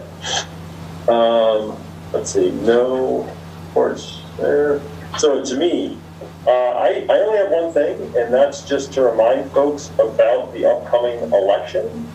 So according to the town clerk, we have one person who has full nomination papers, and we have 2 spots on the school committee. So reminder to folks, if you're interested, you have a month to get the papers, get the signatures, and get it submitted. So if people are interested, I know anyone on the committee would be happy to talk about what we do, other than come to you on Tuesday nights. So we're excited for folks to run for the election, and please, I encourage you to seek us out and pick up nomination papers. So that is my report. Dagan's not here, so we don't have a student rep report. Other reports, LPVEC, Mary. No report. Our meeting is next Wednesday. Perfect. Energy and sustainability, we have not had a meeting since our last meeting. Yeah, Seal? Oh, thanks, Kevin. Special Education Alliance of Long Meadow continues to have their monthly meetings. They are wonderfully valuable, and the next meeting is tomorrow, February 9th, 7 p.m. Please visit the SEAL website, sealma.org. Get information about that meeting and how you can link in. It is virtual. And I just wanted to kind of give a shout out to SEAL and to Jean Fontaine, because I've been going to the meetings and just kind of, hearing from the parents or the caregivers who are there, or the educators or community members or the speakers who are sharing their knowledge during those meetings. And I have taken away so much for myself, personally, professionally. And so I sent a note to my own superintendent of schools, my boss, just saying, this is a great model happening in Long Meadow, and do we have anything like it, or can we, think about doing something like it? So that's a testament to the work that, Diane and Megan and Jean and the folks at SEAL are doing. So I just wanted to share that, and again, encourage people, if you have children with special education needs or not, to please check it out. Thank you, Gianna. Anything from Tax Seal? Nope. All right. There are no subcommittee reports. Ongoing business, COVID protocols, including masking. Marty, to you. Thank you. Obviously some really important matters tonight. We've talked budget, we've talked program revisions at the high school, and now certainly something that is on everyone's mind, and that is next steps with regard to our COVID protocol. So if you'll give me a moment, I'll do a little screen share here.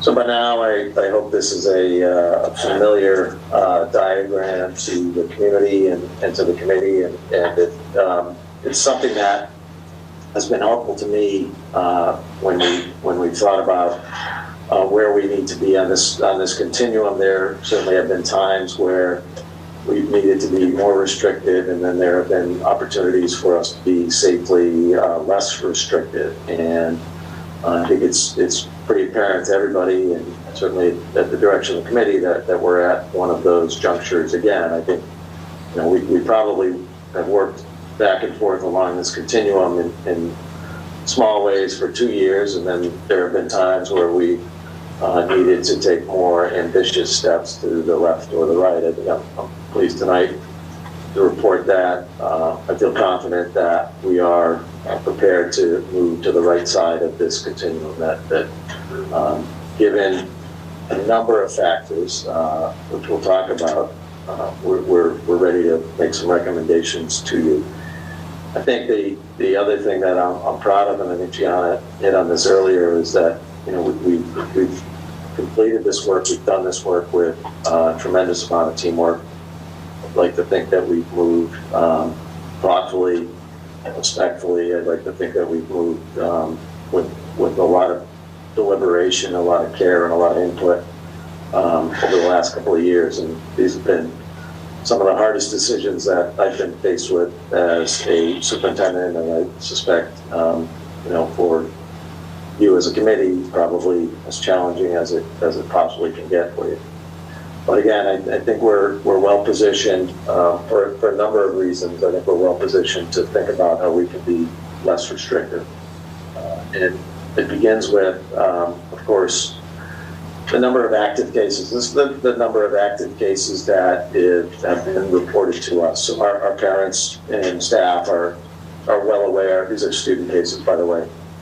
But our parents and staff are well aware of the Google Forms that we push out, and we ask people to alert us if their child is positive or if their child is a close contact as a result of out-of-school exposure.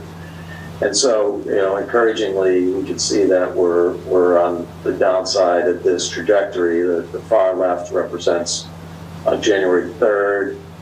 Came back from vacation, we saw a blip, and then we saw an increase that with the curve kind of cresting somewhere in that second week of January. Today we have 7 active cases. I'd have to go back to before Thanksgiving to find that lower number.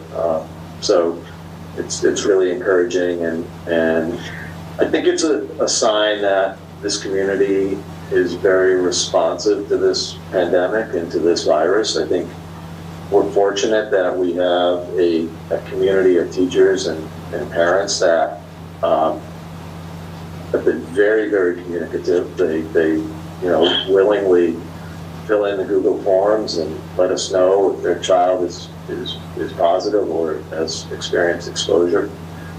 We have a community that has high levels of vaccination rates. And we also, I think we're at a point now where there are a number of tools that are available to us that perhaps weren't previously available. Our responses have changed. I go back to March of 2020 when we really didn't have many tools in the toolbox, and we didn't have much of an understanding of what was going on. And that has obviously changed over the last couple of years. We've added a considerable number of tools and strategies. We understand the importance of ventilation. We understand what masking had a role. We understood importance of testing. And most recently, we have distributed the at-home rapid antigen test kits. So we had over 2,000 members of our learning community signed up for, opted into the at-home rapid antigen testing program. So that's really encouraging. So 1,700 students and over about 330 staff members have opted in, and we distributed the first batch of test kits to staff last week, students received the first batch of test kits on Monday. And again, I just think it's a sign that this community, is really committed to monitoring the well-being of their kids. They're committed to monitoring their children for symptoms, and they're doing the right thing. They keep their children home when they need to, and staff as well. They're committed to monitoring. When the test kits were initially, when the testing program was initially announced, the Department of Education had said that it was for weekly surveillance testing, and that never really made much sense to me personally. I always felt like if we're going to put these test kits in folks' hands, let's let them use them in a way that makes sense to them. In other words, parents can use their best judgment about how and when to use those test kits. And so, fortunately, DESE has rethought that, and they're permitting, if you will, that our community members, our parents, and our teachers to use the tests in symptomatic situations. So again, I think it's an asset for us. It's a feature that gives us some level of protection from COVID being in our schools. And so tonight, I'd like to bring to you a set of recommendations. Some of these things are sort of administrative functions that are within our purview, and then there's a chunk of this that is within the purview of the school committee. But all of it is worthy of our attention tonight. So we talked about conditions. We talked about the tools that are available to us. So many of the practices that we take for granted now are part of who we are. The enhanced ventilation, for example, and the symptomatic testing that we do in school. All those things are, were built and are remain in place, and all the reporting mechanisms that were built and remain in place. All of those tools are available to us, and yet the toolkit continues to expand. So tonight, I'd like to announce to the committee and the community that it would want to hear some feedback from the committee to make sure that we're on the right track administratively, but we would like to announce that we would propose reinstating the mask optional program at Long Meadow High School beginning on Thursday, February 10th. Understanding that it's under different terms and conditions than we did this back in December. In other words, unvaccinated individuals would not be required to mask as they previously were. But DESE has changed its guidance on that. Previously, back in December, it was a requirement that vaccinated individuals continue to mask. Going forward, unvaccinated individuals would have the option to unmask. The recommendation would still be there for masking, but it would be optional for all.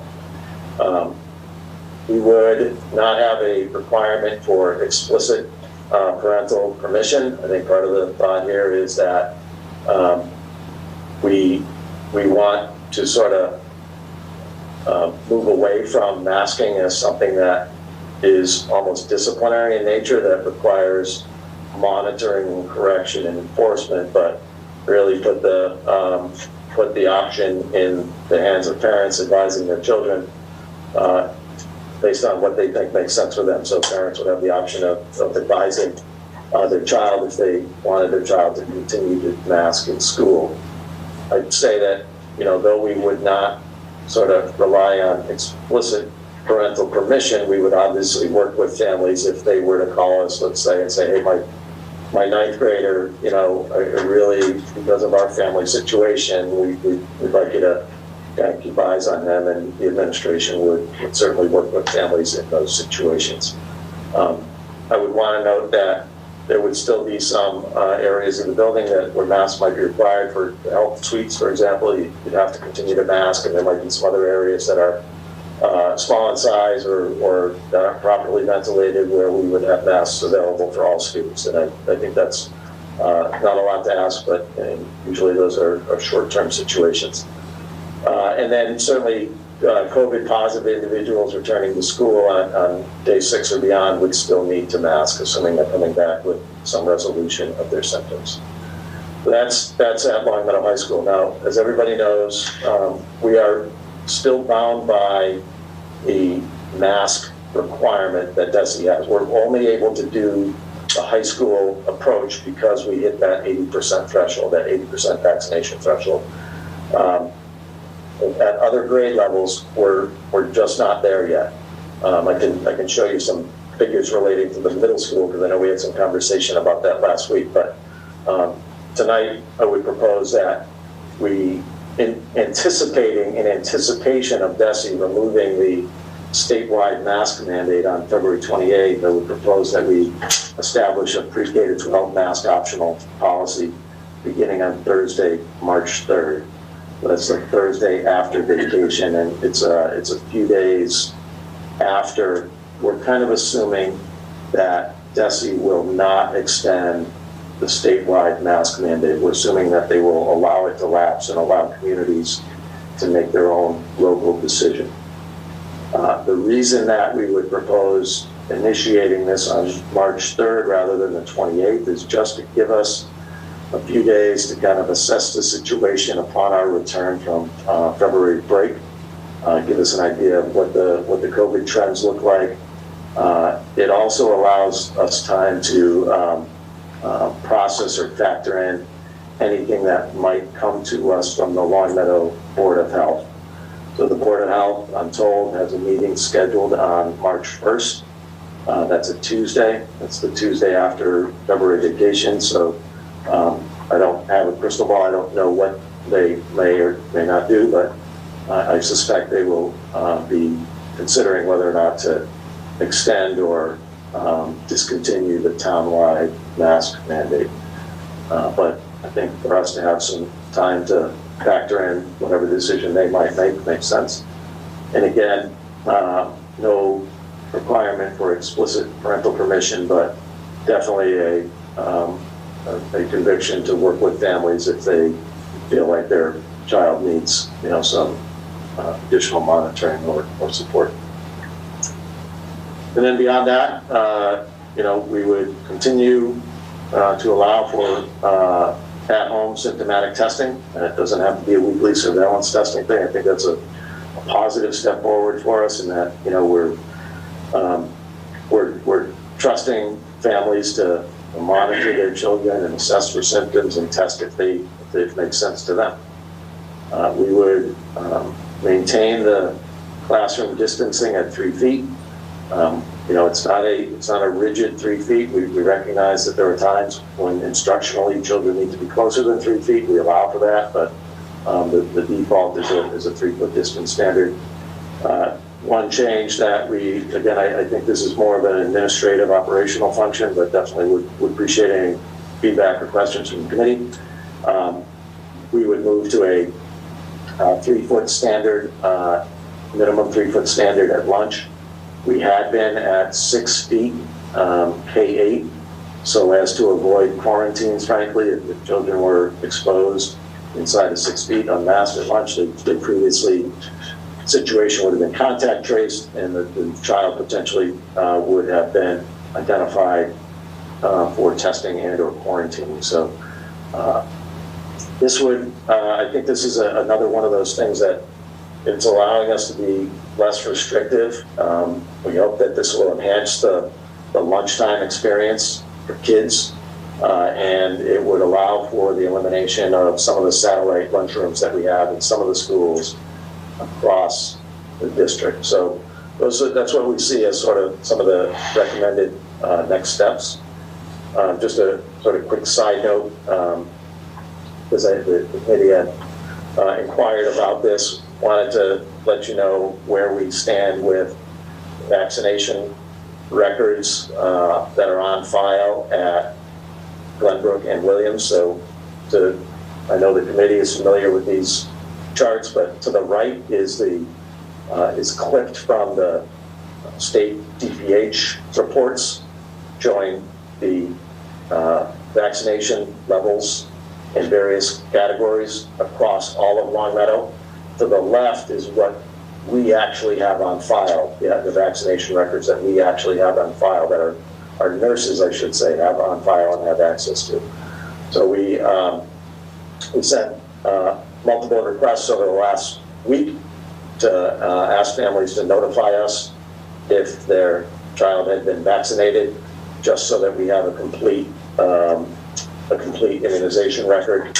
That's something that schools have always done, right? I mean, we've always, our nurses have always needed that as part of the student health record. So that's where we are with, we're just not able to attest to that 80% threshold at the middle school. And, frankly, even if we were, let's say tomorrow or Friday, we hit 80%, we're kind of bumping up against vacation. In other words, once you hit the 80%, you make the attestation to the state, you wait for the state to get back to you to approve the waiver, and then you have to develop the plan and communicate it to families. So we're just not there at the middle school. Happy to kind of dive a little deeper into that. If anybody's wondering, how could it be that, we're seeing on the right, 92% of our 12 to 15-year-olds are vaccinated, and yet on the left, we're seeing lower rates of vaccination. So there's a couple of factors at work. The biggest one is that we have a number of sixth graders that fall into that 5 to 11 category. If we were just, if we happen to have a 7 through 8 middle school, we probably would be at that 80%. In fact, I'm sure we would be at that 80% threshold.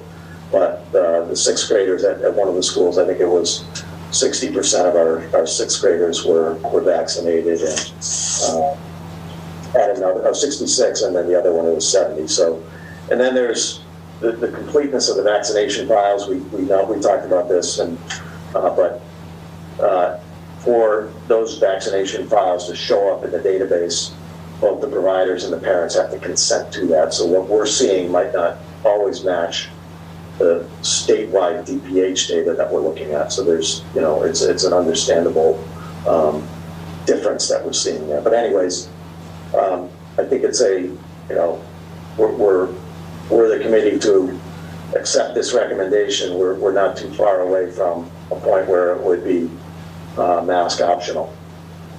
One of the sort of caveats that it's not written here, but I think everybody knows by this point, this would be contingent on the trends that we're seeing now being maintained. In other words, if we saw a reversal in some of the public health trends, then we want to quickly reconsider. Again, kind of moving back and forth along that continuum. This assumes, the set of recommendations you're seeing here assumes that the positive trends that we've seen will continue and perhaps get better up to and through past March 3rd. So I'll leave it there for your thoughts, for your questions, for your consideration. I know this is really hard stuff, and I want to thank our administrative team for helping me sort of package up, the thoughts and recommendations that we bring to you tonight, and happy to answer any questions you might have. Thank you, Marty. Can you go back to the Zoom? Just so we can see everybody else. Marty, do you want to talk about our meeting today, or do you want me to talk about our meeting today? You want to kick it off? Sure, yeah. I just think that's an important component of what we're talking about here. So just as a reminder to folks, so we had a meeting at 4 o'clock, and that was, so Marty and I were there, Tom was there, and then it was representatives from the school and the town board of health, our consulting physicians, and so I think it was a really good meeting. And so what we did was, I think we talked for about an hour and a half, and we talked about essentially Marty's proposal and just said, what do you think? What do you think about Department of Ed, dropping their mask mandate on February 28th? And so I thought we had a really good discussion, and there was an agreement. And I think it was a really healthy discussion where some folks thought that, first thing, everybody said we need to find a way to stop masking, make masking voluntary, right? They said, everybody, we need to find that way. The disagreement was on when, right? And so I think we had a very good discussion about that.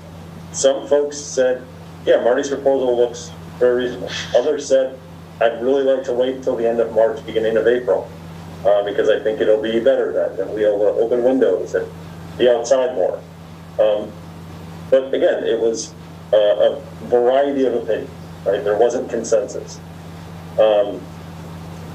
I think that, and one other person that I forgot to mention was that we had a teacher representative for the Long Meadow Education Association, right? So we had a teacher rep there as well, so I think that's important to know. And I think what did folks like about this plan? They liked that we are doing something at the high school first that could be seen as sort of a pilot for the rest of the schools. And so they liked that we could see how that goes and react to how the high school goes for the other schools. So that was one thing they liked. They liked that we're not getting rid of all of the mitigation stuff at once. They liked that if it's masking optional, that we're still focusing on 3-foot distancing. And so they thought that was a good idea. One thing that they did say is they thought perhaps the Thursday, March 3rd was a little bit early, and that maybe implementing on Monday, March 7th might be a little bit better. It would give us a whole week to monitor what was going on, and they reminded us, sort of cautioned that whenever there are vacations, COVID tends to spike because people go off wherever they go and they bring COVID back with them. So they thought that might be a better day to implement the mask optional plan. But again, I felt like it was a very productive meeting and we got a lot of good feedback. And I think in general, they seemed positive about the idea. And they also really liked that Marty said numerous times that if conditions change, then our recommendations will change, as we have done in the past. And the example we mentioned was with the high school pilot, where it was going to be a 3-week pilot, turned into a 2-week pilot, right? And so we said we're willing to pivot. So anyway, those are my recollections. What else, Marty? No, you were a better student. You took notes, and I thought you nailed it. I thought you really accurately captured the discussion. It was spirited. It was a general consensus that we need to look at some off ramps here, and we need to think about moving to the right side of that continuum for sure. So I appreciate everyone joining us this afternoon. It was, I like to think we had all the right folks in the room, and all the stakeholder groups were represented, and certainly parents had plenty of an opportunity tonight to weigh in on the matter as well. So. And Marty, do you mind putting the Zoom up on the screen so we can get to the folks? So I think now's a great time for a discussion. So what comments and questions do folks have? Or Marty's going to get us so we can see the folks at home. Right now I can only see the people in the room. There we go. All right, we're getting there. All right. Nicole, start us off, please. Thank you. Excuse me. I'm wondering if, Marty, if you could clarify 2 things on the recommended next step list for me. The bottom one talks about the 3-foot standard at the school lunch, moving from the 6 feet to 3 feet at K through 8. I'm wondering if that recommendation would be to start immediately or to start on the March 3rd date. And then I have one more. Yeah, no, thanks for that. I should have mentioned that. So it requires some reconfiguration. We have to gather tables and desks and set up the cafeterias differently. The thought is that could start as soon as the schools are ready. I don't think it would happen. It's possible that we're looking at after vacation, and it could start as early as Monday. So every school is just in a different place in terms of what that reconfiguration or what the new standard might look like. So as early as this coming Monday, but at the latest, the Monday after vacay. Thank you. One more question, if you don't mind, Kevin? Yeah, absolutely. Perfect. Thank you. So one of the other things that is listed here is the assessment period after February break before beginning the mask optional policy for the entire district. And I'm curious if you can speak to, I know that when we did the trial period for the high school in December, the intention was that coming out of break, students would be masked for the first, I don't remember how many days it was that time. I'm curious if the intention would still be the same, that coming back from February break, would students at the high school resume masking for a few days to have that period of assessment and prevent the upsurge that we've seen post other breaks? So as it stands right now, the intention would be to, have the mask optional period resume, continue on February 28th. But that's something that, if the committee would like us to take a longer look at that, or ask us to bring the high school back on the same terms as the other students on Monday the 28th, I would be open to that for sure. Thank you for answering that. I'm not going to speak for the entire committee, but I know that personally, I think that would be prudent to prevent possible issues with, I know that myself as a high school teacher, and I know that for a lot of schools, including ours, there were a lot of issues with students and faculty not being able to be in school for a lot of time in early January, and I would definitely like for us to be able to avoid that if possible, moving away from February break. Yeah, good points. Thank you, Nicole. Other comments? Mary, go ahead. Depending upon when elementary would go mask optional, I'm wondering, Marty, if you would be able to provide the vaccination rates to community members at the elementary schools, because I think some families may want that information to decide if their own children should be masked or unmasked at school. Yeah, 100%. That makes a lot of sense. Yeah, to give families all the info that they need so they can make a determination if they feel like the vaccination levels are sufficient to allow them to have their child unmasked. We definitely pull that together. Okay. Yeah, thank you, Mary. And Marty, just to follow up on that, I mean, I think that's actually helpful at all of the schools. Yeah. Right. So, I mean, even at the high school, it'd be really helpful for people to know this is what the vaccination rate is in the building. So, yeah, thank you. Can we go back to the, sorry, Marty, so we can do the AV work, but it's helpful to see everybody. There we go. Let's go Bronwyn, and then Dave. Oh, thank you. I think that plan looks great. I'm glad everyone was able to meet this afternoon, and sounds like it was a great meeting, good discussion. And for the parents and students that are very eager to remove the masks, although March 3rd seems really far away, if my math is correct, it's only 11 school days if you don't include weekends and February vacation. So if anyone out there wanted to start their countdown, if that ends up being the date that's finalized on, it would only be 11 days, and that's very exciting. And also great for the high school students to be able to start in 2 days. I know they had it for a little while, and then I'm sure it was hard to go back, but they were great about it. I'm sure a lot of them are ready to go back to taking the masks off. And just something I think that's really important, I talked to Dr. O'Shea this afternoon, and there are going to still be students at every grade level and faculty members at every grade level, every school, that still will wear masks. And I asked Dr. O'Shea about availability, and he said that the district does provide the KN95 masks for those people who would want them. So I just think that the fact that it's placing the decision in the hands of the parents, and Mary, great idea about getting the vaccination rates out, just as much information as possible, so parents can make that decision for their children.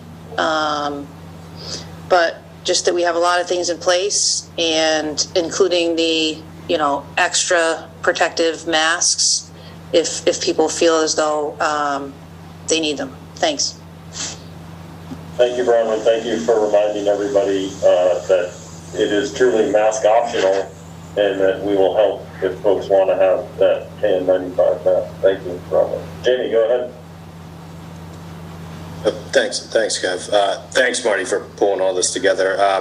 I also, similar to what Bronwyn said, these dates and kind of what you've proposed are fine, given the number of days. I very much oppose pushing it out from here. I just think we've done enough harm to the children, and I've said this last week. I said it the month before. Said the month before that. We've got to come back to what we're responsible for: the children's education. I know we're dealing with unions. I know we were dealing with all sorts of other stuff. We gave 2 years to many of those groups. We haven't given much time to the children. And every time we present this, we're presenting it as a number of COVID cases, but we're not presenting the other side of this. How many children have been left behind? How many children are dealing with things that are way worse than COVID? And I just think it's a very one-sided thing. And going back to what Dr. Haber said, you got to come back to common sense.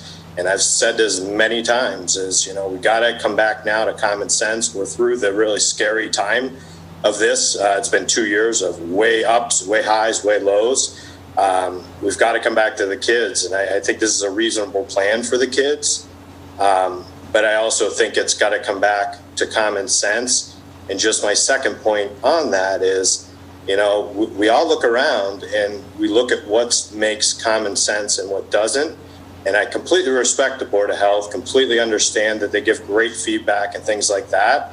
But I also walk into coffee shops in the town of Long Meadow, and it makes no common sense. I walk in and sit down, and I'm COVID okay.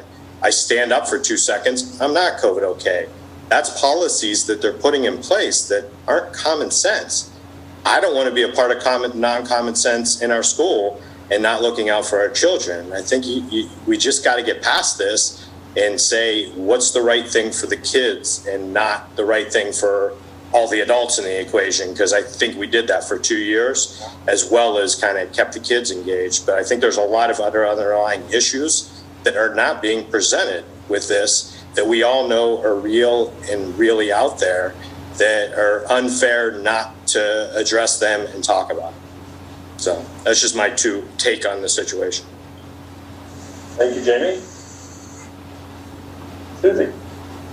Yeah, I just wanted to voice my support for the recommendation. I'm pleased that we're moving back to the mask optional at the high school, and definitely looking forward to days where, families can make the choice for their children, and, getting back to a little bit more normal. So thank you for pulling all of this together this evening. Thank you, Susie. Nicole, go ahead.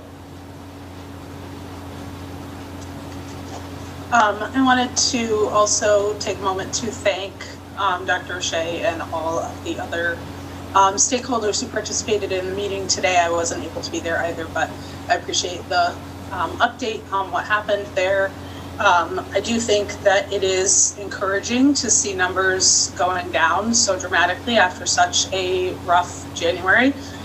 But I do want to just say that I disagree with the notion that the decisions that have been made over the last 2 years have been made for the benefit of the adults.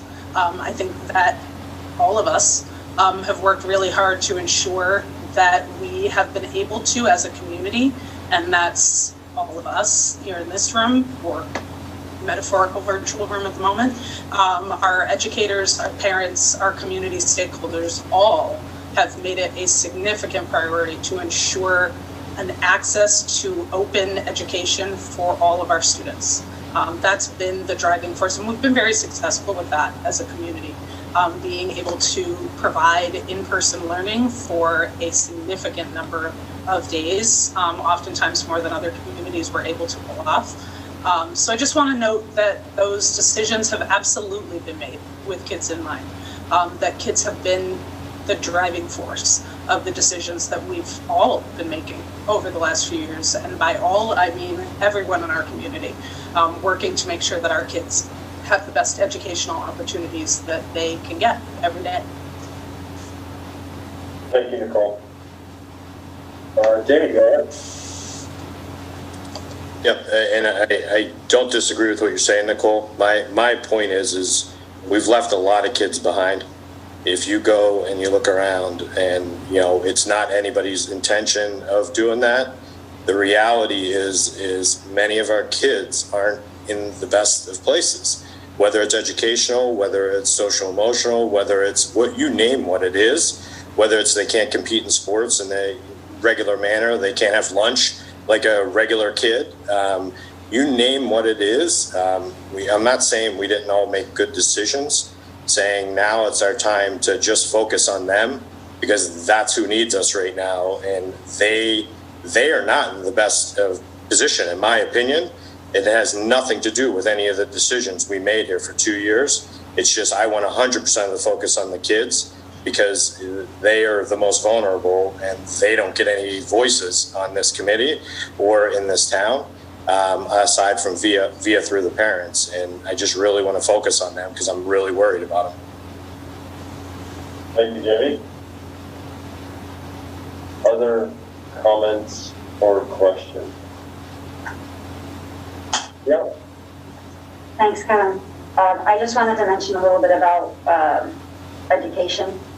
We keep talking about our purpose is education, and it is. But education as an umbrella includes health and safety.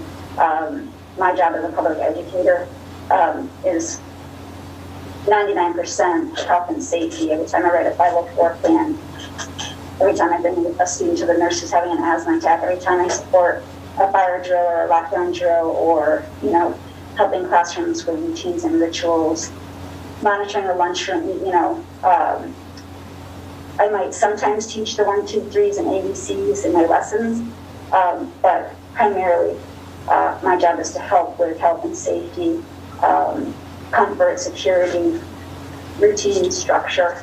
That all falls under health and safety. So education doesn't happen unless there's people who are doing the health and safety work. So I just thought it was important to point that out, that health and safety is a huge part of education and allowing kids all kids to access curriculum.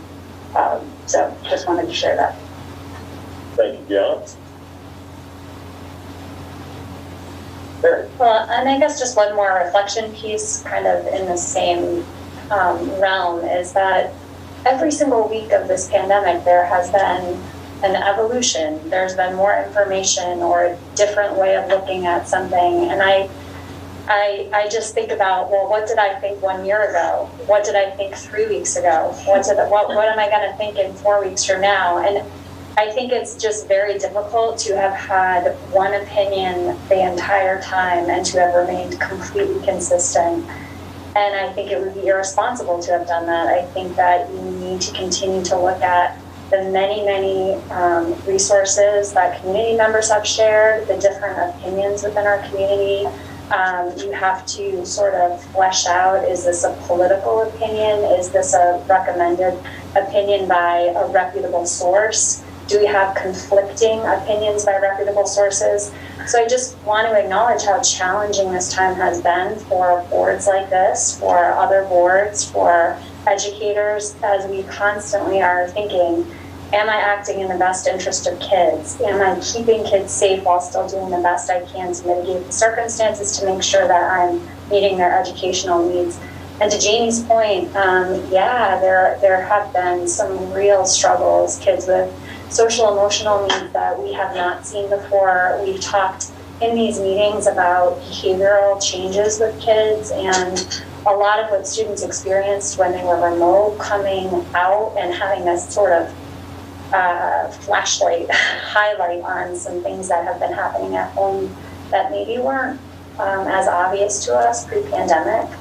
And so it's an exciting time to be in education because we can really take a look at the needs of our students, but I think it's really intertwined. So just a reflection that I'm constantly thinking, am I still thinking the right thing? Am I still using the most updated guidance? And Gianna, one more emotional moment that you were talking about at the beginning, that there is a lot of this because we have this huge commitment to the students in this district and the teachers and the staff to make good decisions. So it is something that keeps me awake a lot of nights.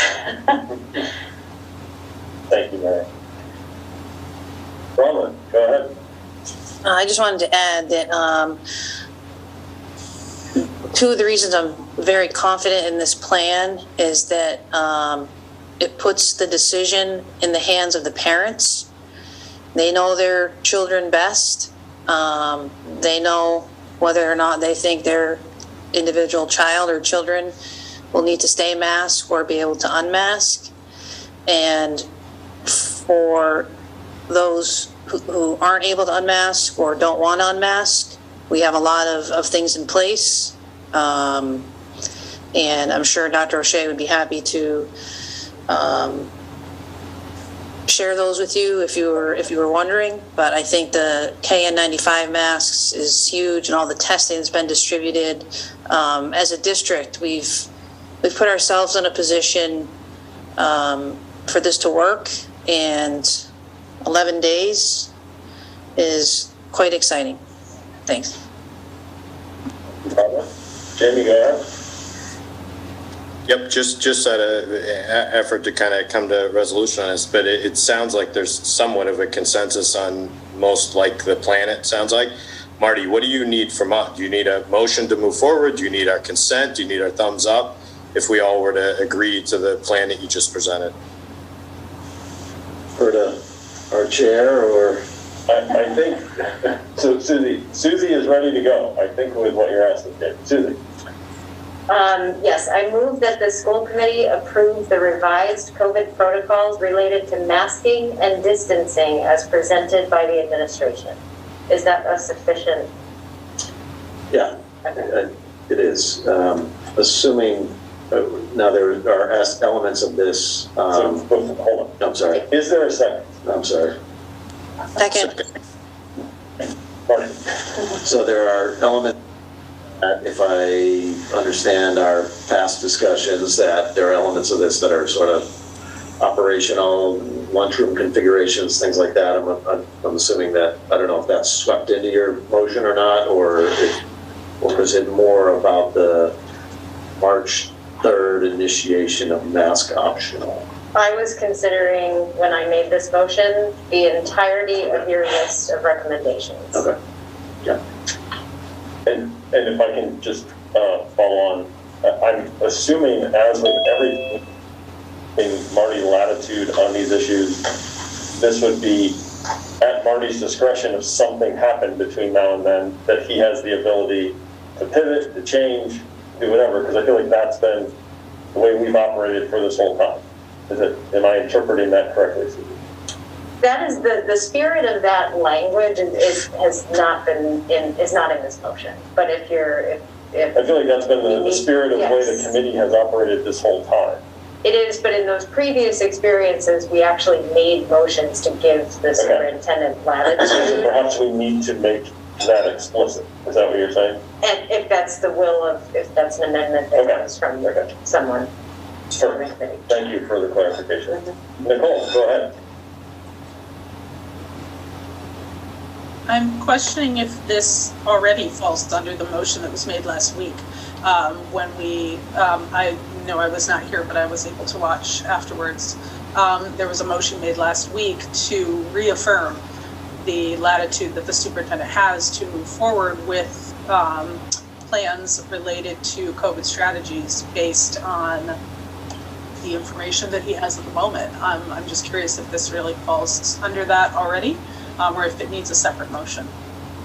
I think Susie's going to clarify that. Yeah, that was directly related to the vote we made on the high school and the 80% vaccination rate. And that was also to clarify and reaffirm due to the new updated guidance, because when we had originally made that motion as a school committee, or made that vote as a school committee, unvaccinated students would not be permitted to unmask, but now they are.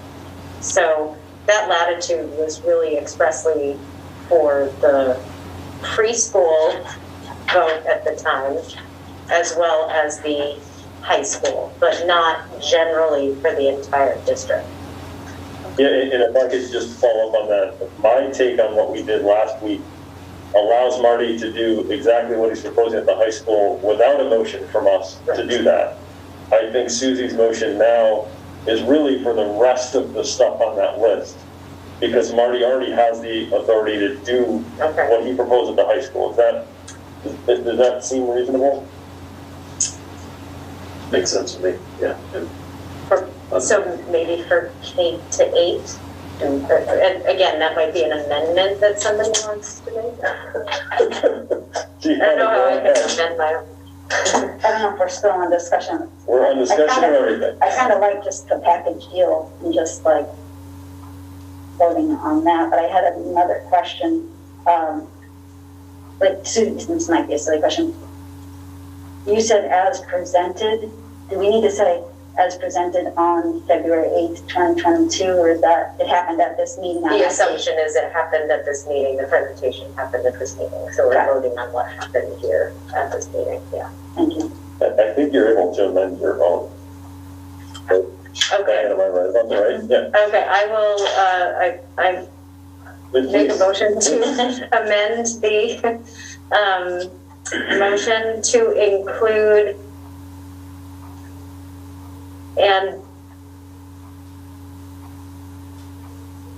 the fiscal committee approved the revised COVID protocols related to masking and distancing as presented by the administration and authorize the super to modify as needed. And do you want to put the date in there or not? No? I think it's fine because he already has the latitude on me. All right, so the amendment is to just give Marty latitude to revise this if needed. Is there a second on that amendment? Second. Okay, let's discuss the amendment first. Any discussion on that amendment? Nicole, yes. Just to clarify, I assume that would incorporate the assessment that's included under the second bullet point, the assessment after February break, the assessment based on the Board of Health March 1st meeting, etc. That is correct, because my initial motion was made on the list of recommendations that the superintendent proposed, and that is included in the list. Other questions or comments on the amendment? Yeah. So this is the amendment to Susie's motion. Yes, this is just the part about giving Marty permission to modify as needed. Just Okay, that and part. then we'll be able to go with the whole package. Yes. Well, We'll have more however- discussion about that if we agree, if we vote on this. We'll have more discussion regardless of the vote. All right, so I think we are ready to vote on the amendment to the motion. Again, just the amendment. Okay, Susie, Yes. Mary, Yes. Gianna, Yes. Bronwyn, Yes. Kate, Yes. Cole, Yes. and yes for me. Okay, so we have an amended motion. Now let's have more discussion on the amended motion. Gianna? Or no? Oh. Okay, I thought you were preparing. No, all right, sorry. No, I just wanted to make sure I could vote on it. Okay, I'm not seeing any hands. Okay, so we're ready for a vote. Susie, Yes. Mary, Yes. Gianna, Yes. Bronwyn, Yes. Timmy, Yes. Cole, Yes. and yes for me. All right. Thank you, everybody. Marty, anything else? No, I think, yeah, we'll monitor things and I'll report back to committee members individually if we're seeing any trends, any of the positive trends that we're seeing reverse, but we feel like we're ready to go based on your vote tonight. Excellent. Mary? And I do think it would be helpful to families, again, even at the high school level, if you were to include the vaccination rates when you communicate this information to families? I'll want to get information out to families probably tomorrow about this. I may not have the precise vaccination levels at the elementary level tomorrow because we'll just need to go into the immunization database. So I think we could say that it's forthcoming, or we'll want to notify families as to what the specific vaccination rates are at the various schools. But because the high school will be going into effect on Thursday, Right. Can you provide that information to families? Yeah, we can. I think the last we looked at it was like 81%. We can do a quick scan to see if it's gone above that. I based on what we heard today at the 4:00 meeting, I don't think it's increased significantly among the high school population. Is that my recollection correct? Yeah. It was either that or like they've been working so hard with Omicron stuff that they just haven't had the time to do the individual looks to see what was going on, which seems a completely reasonable response. Yeah, I think it's important to note, and I'm just being realistic, that all of this hinges upon, at least the K-8 component, hinges upon DESE's removal of the mandate. And we don't have any definitive notion that will happen.